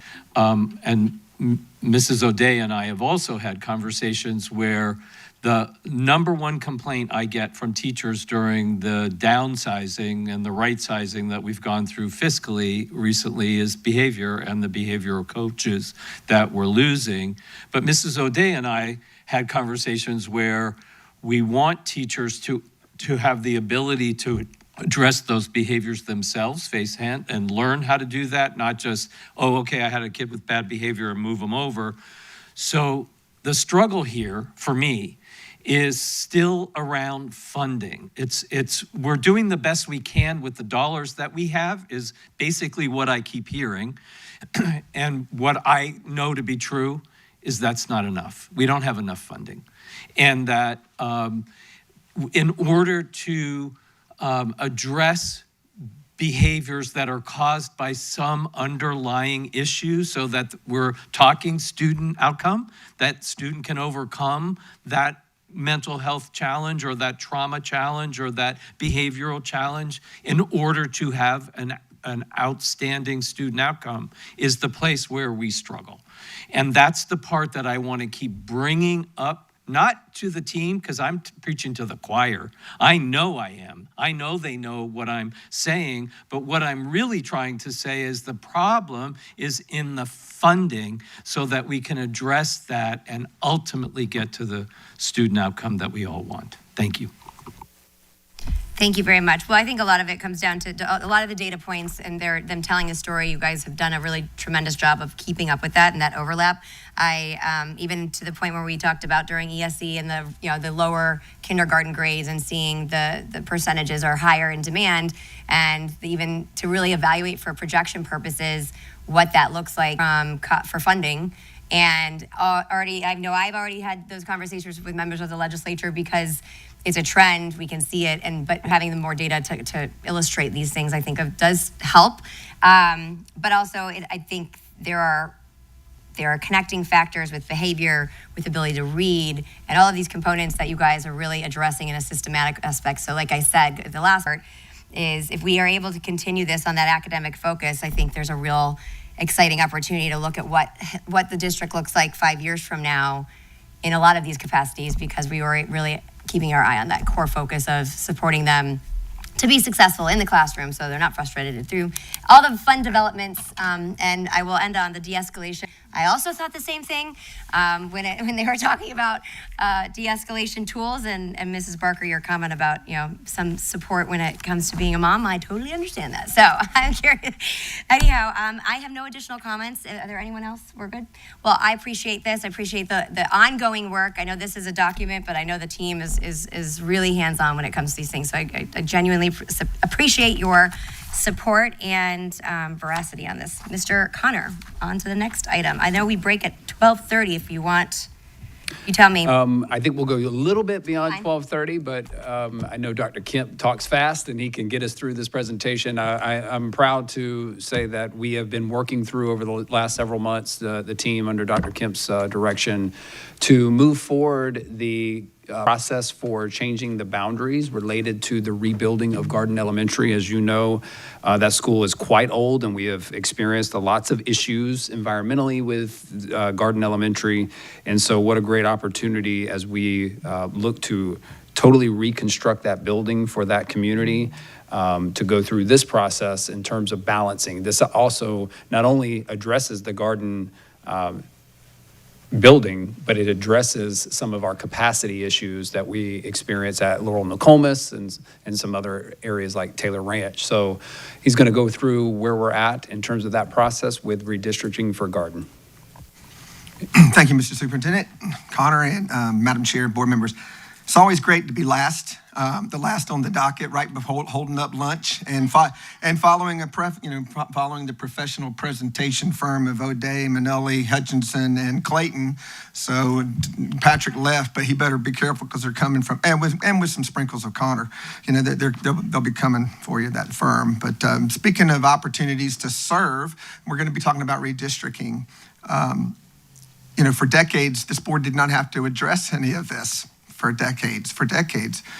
Miss Barker shows up, and we have, all of a sudden, we have 4. So if you think about in the last 20 months, we've redistricted, we've rebalanced 4 different major initiatives, starting with Sky Ranch. And not saying there's a correlation, Miss Barker, but starting with Sky Ranch, and then the Venice High School in Welland Park redistricting. We also had to redistrict for the 4 K-8s. And the reconfiguration there, and then the opportunity to talk about Garden Elementary and this redistricting effort and the responsibilities with that. One last comment, Ms. Marinelli, you said those 3 things. You know, I was teachers focus on relationships, relevance, and rigor every day. But our 3 things were respect, restraint, responsibility skills that allow those other things to happen. I was in a mall recently, and a student came up from 30 years ago, and I said, "Hey, buddy," and I never can remember their names, but I said, "Hey, how are you doing?" You know, great. You'd be happy to know, Dr. Kemp, that I'm demonstrating a measurable sense of respect, restraint, responsibility still. I said, it took me a while, but I'm there. So those things matter. And back to response, so back to the redistricting efforts and what we're trying to do together as a team. We are in the process of Garden Elementary School. Let me tell you about this school. Take a look at these pictures. I'll tell you a little bit about it. When I tell you the progress in this construction project has been outstanding, it really has. We have a $60 million, we're on budget, within budget, $60 million. It's going to be 130,000 square feet of space. It's much more capacity than the existing facility. It's going to serve 950 student stations, and it's built with some cool things about this facility, and we get better with each build. But, you know, this is tilt wall construction. The second week of April, there was the walls weren't there. There were no walls, but all the interior walls, the exterior walls are tilt wall construction. There'll be beautiful, some exterior brick details for that maintenance. We have a stacking lane prepared. The residents will be happy. We have a stacking lane for 142 cars that will be able to stack in there. We're also doing some additional things with energy management to look at thermal storage tanks and for energy efficiency, for more efficient chillers. The residences behind this particular property, where the school property abuts next to the homes, there'll be an 8-foot precast wall all the way around, which will help with not only just enhancing security, but reducing noise. So there's properties. And a lot of people ask, well, it's such a big, if you haven't been by there, please go by there, take a look at it. You're going to be amazed. The only thing bigger than that facility right now is Principal Amy Archer. Her smile right now is really big, and I know she'll be glad for it to be over with, but she likes what she sees. So if you haven't had a chance to get by there, please do that. One question we do get is what's happening with the old garden. As part of the rebuild and the approval for the rebuild, most of the old Garden Elementary will be demolished. We will be keeping Building 4, which is the cafeteria, for ancillary district support service options that we have for there. But what a great project. It is really, it's really fun to watch that process, and it's going to be exciting for that community there. So we're on budget, but below budget, on time. And that's the expectation. So let's talk a little bit about redistricting. We had the timeline of meetings. We started this process for this 4th one of our garden back in February. We had initial meetings with the principals to frame the leadership task, to make sure that they understand what the district task is and the effort with that. We also had another informational meeting with the principals and just their SAC chairs that lead this Boundary Advisory Committee teams.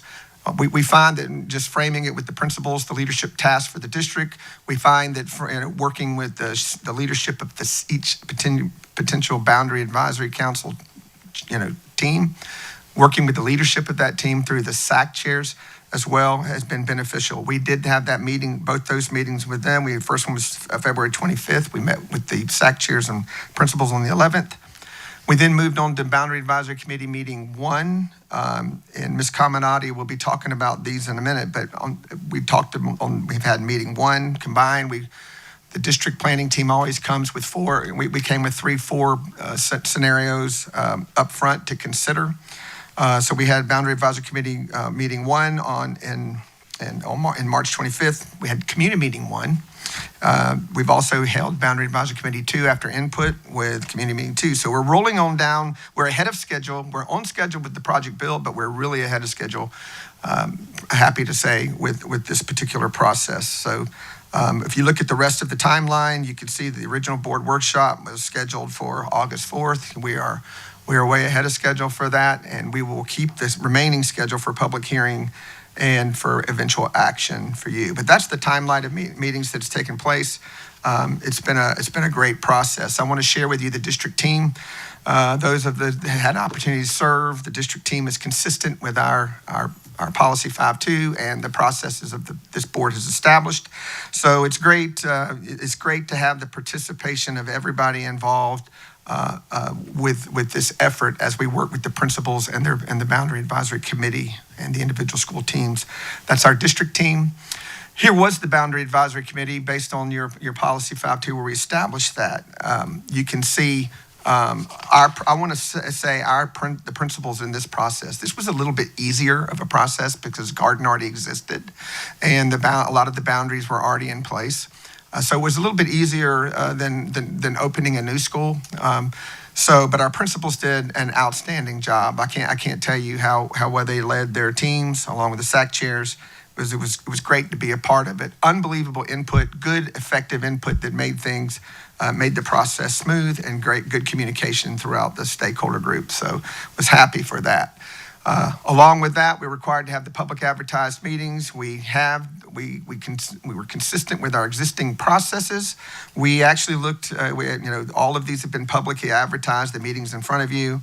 All the agendas, presentations, meeting information, everything was posted on the website that our communications team developed for this effort. Everything's posted, minutes, meetings, agendas, suggestions, as well as any additional comments or suggestions through frequently asked questions. Garden Elementary School, we also had QR codes, again, just to provide it to the community and provide it through the website. People could just scan on the QR code and ask get information about the website, as well as submit any frequently asked questions in the process along the way. So the Boundary Advisory Committee's purpose, just when we frame that task, policy 5.2, your policy 5.2 establishes the expectations for that. So we set up our Boundary Advisory Committees with the goal of, with specific task in mind. Number one, as Mr. Connor mentioned, our goal was to reduce capacity, reduce the overcrowding at Laurel Nokomis and Taylor. So that was the primary goal. And then also establish a level of service that's required to open a 950-seat Garden Elementary School in 2027.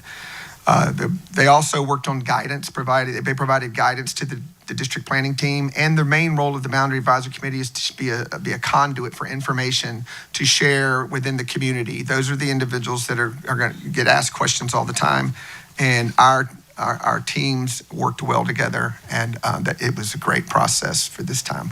Let me show you for the sake of public transparency, anytime we change boundaries, there are specific primary variables that either are grounded by Florida statute, state requirements for educational facilities, or SREF or best practice. So when you take a look at that, we are required to look at certain variables when drawing boundary lines, even when we're building a new school and just doing minor modifications to existing boundaries. We still must look at natural boundaries. We have to look at the bridges, waterways, natural major thoroughfares that we have to look at. We look at that by statute. We also look at the current capacities, both the zoned and actual, of all the schools that are impacted. Ms. Caminati and her team, the planning team, they know the growth that's in the area. They know what's coming. They know that they know what we have. They know what's coming. They know what's in the future. And they kind of monitor the barometer of that growth. We address the growth in these efforts as well. We also try to do portable reduction plan, even there's a Portable Reduction Act, we try to reduce those portables every opportunity we get, and we will be doing that in these initiatives. Some other things that we look at is geographic proximity. That wasn't that big of a deal in this particular redistricting because it's an existing garden site. We look at transportation efficiency and logistics. We also look at safety considerations along with that, hazardous walking conditions, student transportation. And then some best practice items that we've always made sure we implemented was we really do not, we want to avoid dividing neighborhoods down a road. You know, one side of the street goes to this particular school, one goes to another. And one of the last things is we try to avoid multiple moves of a student and impact the families, you know, multiple times in the study area. This is going to come into play in this particular redistricting. I will say this redistricting was just a little bit different because normally you're redistricting or you're balancing for a K-5 to a pre-K-5 to a pre-K-5 or a 6-8 to a 6-8. This one was a little bit different, which is going to require some flexibility on our part and our ask of you at the end of this. Because we're dealing with a K-8 with Laurel Nokomis, and we're dealing with K-5, with traditional elementary schools at Taylor and Garden. So it was a little bit different. So we're making some adjustments to make sure we take care of children along the way. I do want to talk to you a little bit about for the community as well, that, you know, when we have to look at rebalancing, we do it based on zoned enrollment. There's always some confusion between zoned enrollment and actual enrollment because people will see the numbers on these slides and they'll go, that's not our enrollment. You know, even staff, well, that's not right. We have to do it based on zoned enrollment. Now, zoned enrollment is all students that live in that attendance boundary, regardless of what option they may choose, whether it's charter school students, choice, virtual students, whether they're micro schooling, whether it's private school. We have information on the public charters and those, but the private school students, I mean, all of these students, these are in the zone, so they count. So we've always used our SRF requirements and best practices. We use a 90% threshold, which means we kind of sit back and remain 10%. We hold back 10%. Just in the instance, if all these kids that lived in that area wanted to come back, there was a seat. We hold a seat from. That's the zoned enrollment piece. And then there's actual enrollment. That's actual students physically attending the school that we know of that live in that zone. And those that are there with the golden ticket, as Ms. Wheeler always says, the golden ticket where they have choice by Florida statute, they're allowed to remain there to the highest grade level for that school. So zoned versus actual enrollment is always a topic of discussion there. I am going to turn it over now to Ms. Caminati, and she's going to talk a little bit about the current school capacities. She's going to quickly go through the scenarios that were presented, just for transparency and for public record.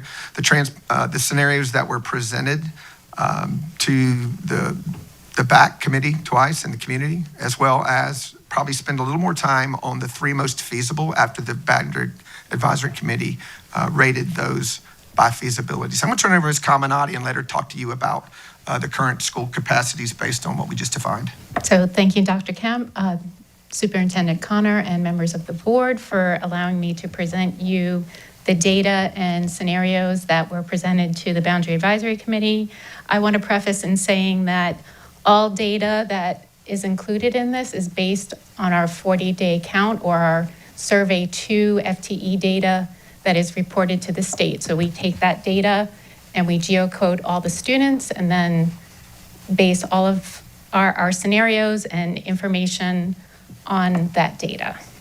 So as of current capacities and student enrollment, Garden has a current capacity of 482. Of course, we're building a larger school.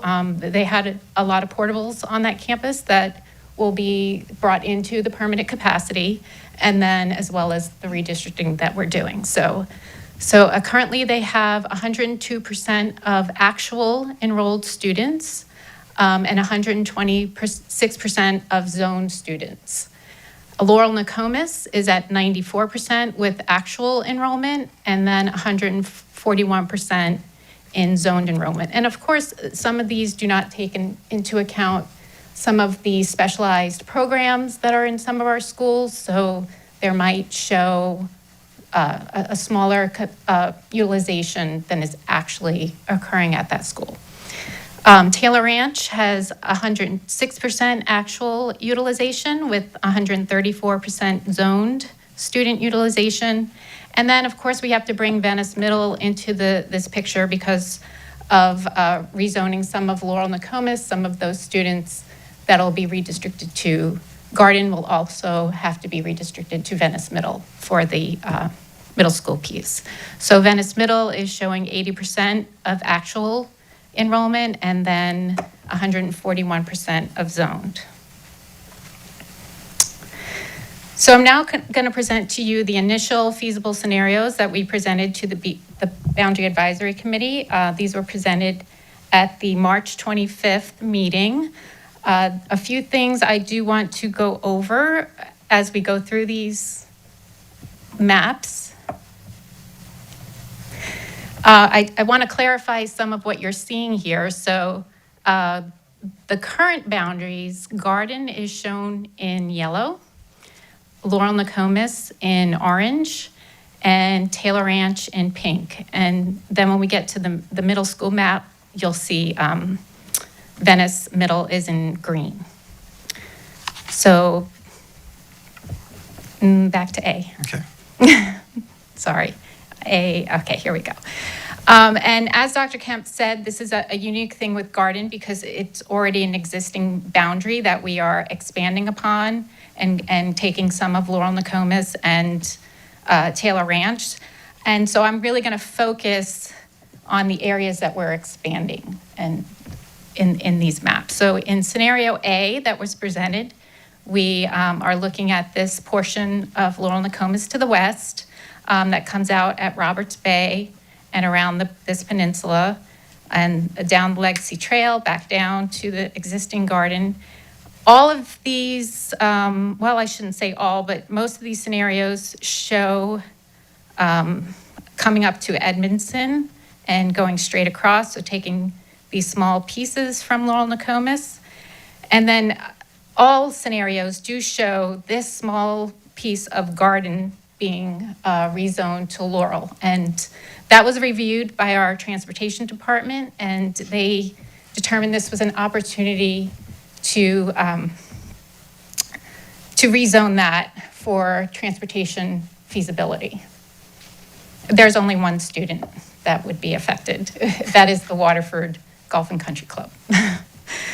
So it then takes all the way across to Jacaranda Boulevard, coming north to Laurel, and then incorporating that area of Laurel Nokomis and Taylor Ranch.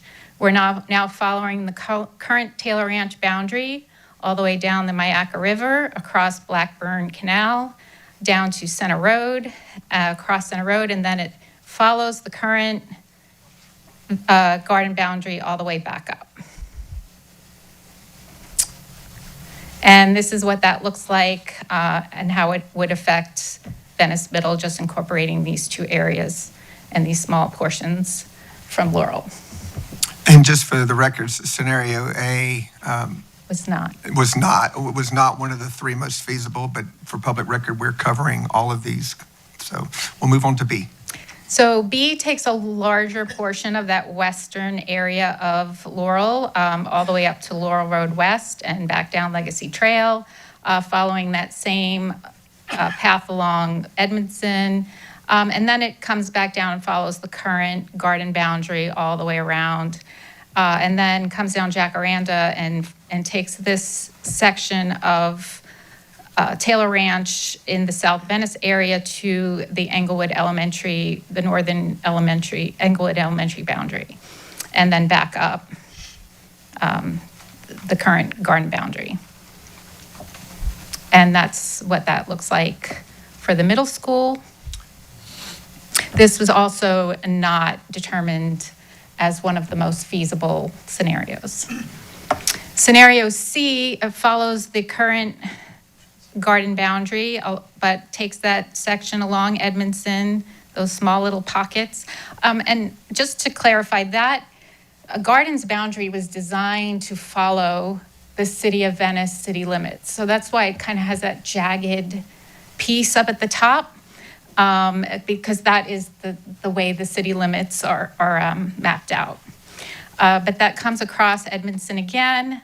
Here we come up along I-75 to Laurel Road and takes in that whole section east of 75 from Laurel and Taylor Ranch, again following the Taylor Ranch boundary across at Blackburn Canal down to Center Road, and now following the existing garden boundary back up. And C is one of the feasible. Yes. We'll talk more about that go into the data when we look at the three picked by the Boundary Advisory Committee. yes. And here's the middle school map that associates with C. So from this, we got feedback from the Boundary Advisory Committee teams, and then district input on top of that. And we brought back 3 more scenarios in the second Boundary Advisory Committee meeting, and went over the feasibility of those scenarios. And as presented, those scenarios are E. Before I move to E, I want to make sure you're saying, where's D, right? I mean, so we had 4 scenarios that went to the Boundary Advisory Committee on the first night, scenario A, B, C, and D. D. And D, the Boundary Advisory Committee immediately eliminated D for not being feasible. So from that point forward, we kept scenario D in place for public record because that was a scenario, but we eliminated that. So from that point forward, we are looking at the feasible scenarios only. So and then from the input, and I will say, just like it did with other processes, there's always power in the scrimmage, right? So the best input came from the participants in the committees and the community members that contributed. And once again, this process was no different. You'll see at the end that the 3 most feasible were resulting from input and suggestions of the combined committees on the Boundary Advisory Committee team. So that's what led to the 3 most feasible. So here's scenario E. So scenario E came as a result from feedback from the Taylor Ranch team.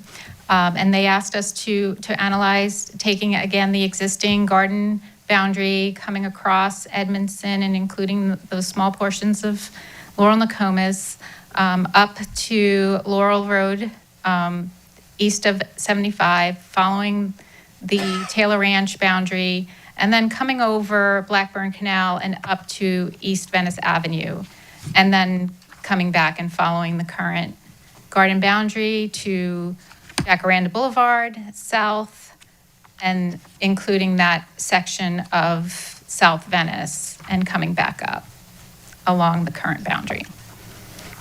And what that looks like for the middle school is just taking those small portions here from Laurel and Nokomis and the area east of I-75 from Border to Laurel Road. And this was, that one was not considered, did not move forward as one of the most feasible. So F came as feedback from the garden team, and they had asked us to preserve this boundary configuration as it currently is, following the City of Venice city limits, to keep those neighborhoods intact and transportation kind of intact the way it is set up there. So we did that, and so it follows the current garden boundary to Edmondson, and then brings it up at 75 to Laurel, following the existing Taylor Ranch boundary, again to Center Road, and then back to the current garden boundary. And what that looks like for, well, we'll get to that. But this was considered a feasible option, so a most feasible. And then G was kind of a combination of E and F that the district team brought forward, and that was taken into account Garden's suggestion of preserving the boundary here, coming north at Laurel, following the Taylor Ranch boundary to Center Road, and then incorporating that area of South Venice that the Taylor Ranch team had suggested. And this as well was considered one of the most feasible. And it's not F moving and- forward. It's not going?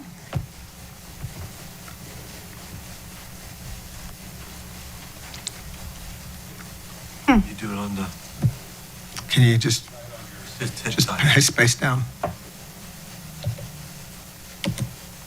It's not doing anything here.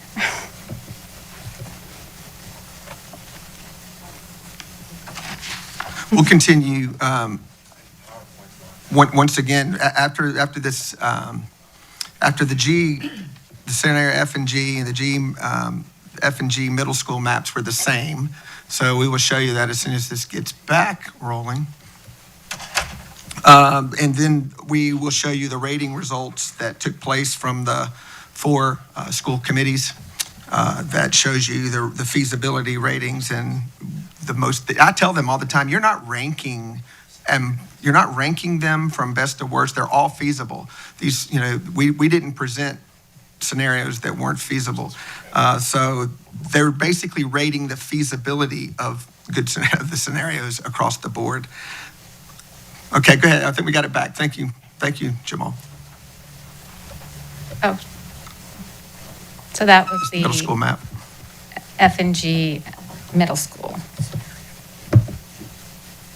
So the rating results that you can see in front of you, the lowest score was deemed to be the most feasible. So that led with scenario G, scenario F, and scenario C as the 3 that the Boundary Advisory Committee, through the input, wanted to bring to the board workshop and will be to the planning team.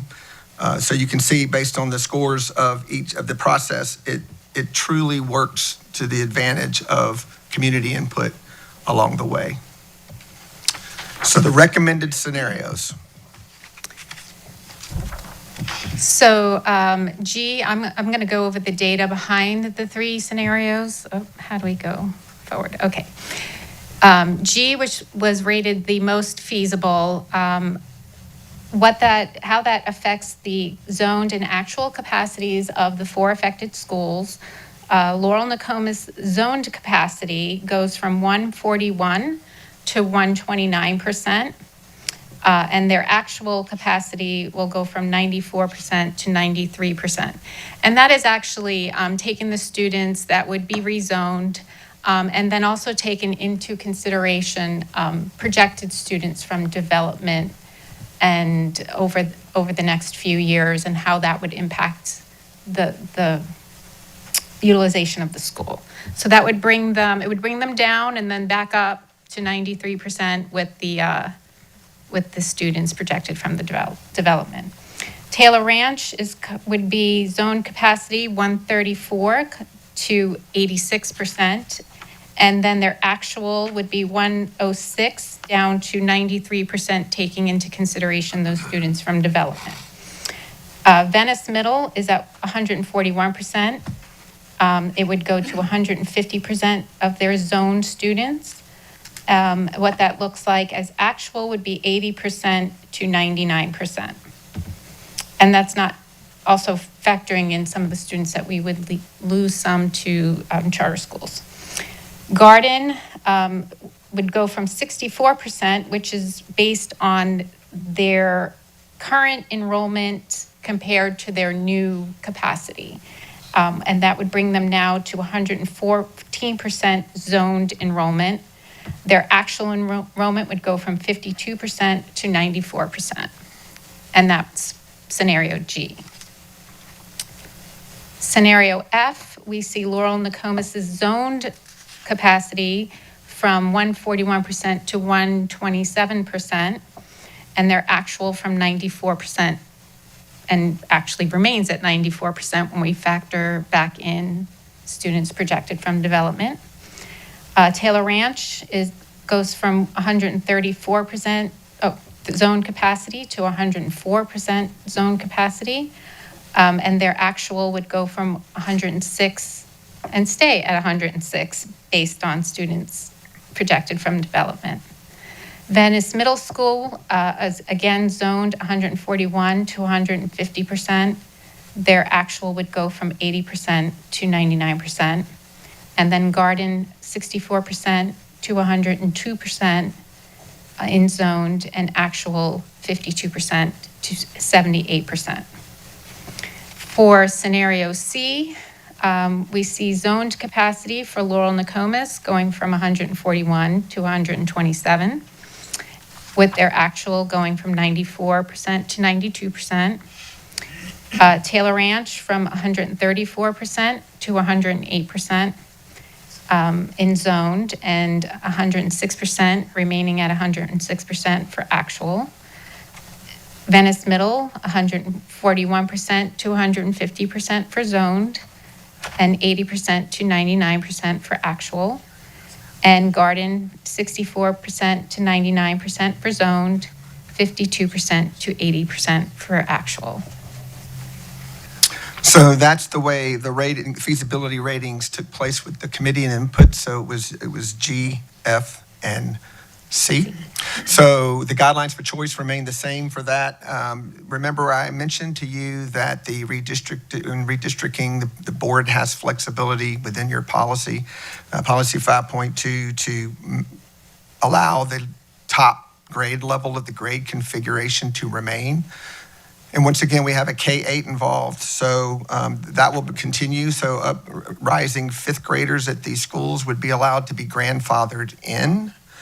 At Laurel Nokomis, eighth graders would be allowed to remain, and here's where we will ask for the flexibility when we make the recommendation to the superintendent that we adopt scenario G with an exception with the board's approval, and that is, if you remember, we didn't want to have kids to have to be impacted multiple times. So we're requesting some leeway, and we'll have that language in the item when it comes to the board for action, that allows us to allow upcoming fifth graders at Laurel Nokomis to remain as a grandfather if they so choose, even though it's not the highest grade level. The policy is the highest grade level of the grade configuration, but since we have multiples, we felt it was in the best interest of students, for those children and those families.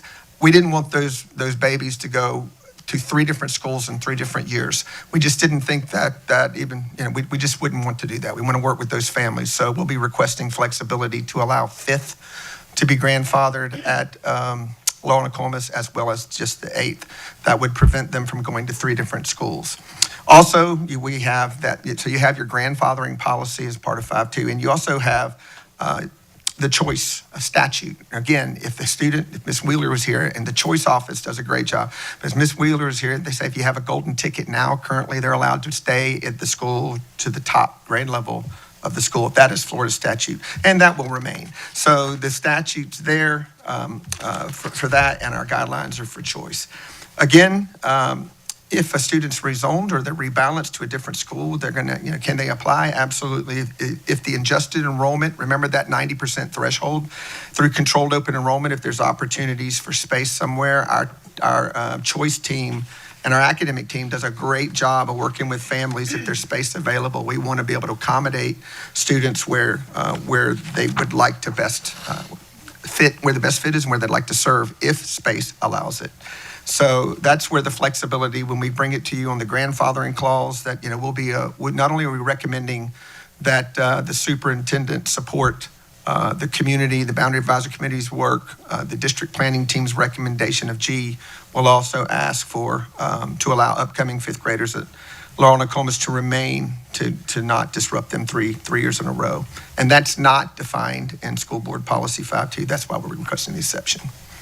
So with that stated, we have gone through the 4th redistricting, and we do not have any additional meetings planned at this time. I surveyed the principals, and through the communication team's effort of contacting impacted residents that are in these potential scenarios, public posting websites, sending out communications, phone calls from principals to affected schools. We are comfortable, the Boundary Advisory Committee was comfortable with moving forward with Synergy as a recommendation. So with that, we'll have questions.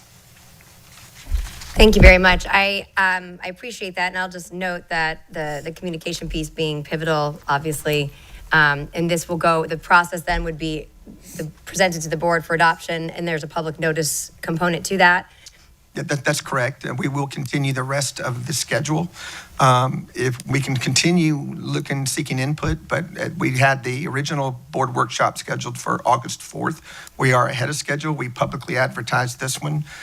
This is here. My suggestion would be, through Mr. Parento's advice, that we remain on the existing schedule for advertisement, to let it sit for 30 days and adopt it on the original schedule. Is that correct, Mr. Parento? Yes, we think that it'll be best if we move forward with the original schedule from here, taking away what was scheduled to be the August workshop as we're presenting this today, unless there is new information or suggestions that come in between now and then. But then notice the public hearing, hold the public hearing, and then the board meeting after that, bring the new boundary scenario for adoption from the board. Yep. Okay, great. Thank you. Members, questions? Wow. Okay. Well, none. So I'll ask mine. I always wait. So, and there are more just confirmations from what I've experienced in our other ones. And so I am actually glad we're moving it up, just because when you think about a timeline of people going on vacation, and I know there's a lot of communication. I also understand that sometimes families have busy lives and they don't realize it until it's go. We've seen that before, but I know with our choice department has really done a lot of work in that way to accommodate families. I suspect that would be the same thing as allowable with this circumstance. And I will just give a shout out to their team. And it wasn't related to this, but it was another school. And I know that to reiterate that they are really truly working with families to get them to the school where they want to be. And I think that is a different approach that's been passed in times past, because I think you said choice window, and we're always going to be welcoming and working that way as we can, because we want them in our schools. So well done. I just really appreciate it. I think they were surprised. I think they thought there was going to be more pushback. And so kudos to that team. So again, I don't see any questions. I really appreciate this. I think as long as we're communicating it, making sure families do know, and then making sure that's reiterated that when there are nuances with a family member or multiple siblings in one school, what accommodations can possibly be made to support that family with the least amount of disruption. I think that's been the case so far. So hats off to the work, and I have no further questions. So great job. Thank you so much for that. And Mr. Connor, I'll kick it over to you unless there's anything else. No, Madam Chair, that concludes this portion of the workshop. Before we move into at 2 o'clock, I believe we have an executive session. I'm going to, Mr. Duggan, if you can walk us through what procedural. Sure, yeah. So just as a programming note, what I have learned since we've been sitting here is that one of the court reporters for the 2 p.m. meeting, I guess, had some type of emergency, is running late. So my recommendation would be to convene still at 2 o'clock, but the actual private part might not get started till 2:15 or so, is what I'm told, is what time the court reporter who we hired, who had some type of emergency, will estimate to get here. Okay, well, we ran a little bit over. Thank you for that. So we'll conclude the board work session and then reconvene here at 2 o'clock, if I'm hearing you correctly, as board members. And then we'll open the special meeting and then move into executive session. Is that accurate? Yes. All right. I still think that allows us to stay on track with all the scheduling today, too. Very good. All right. So the work session is concluded. We will be back here at 2 p.m. to open the special meeting. All right, good job. We're getting it down, Mr.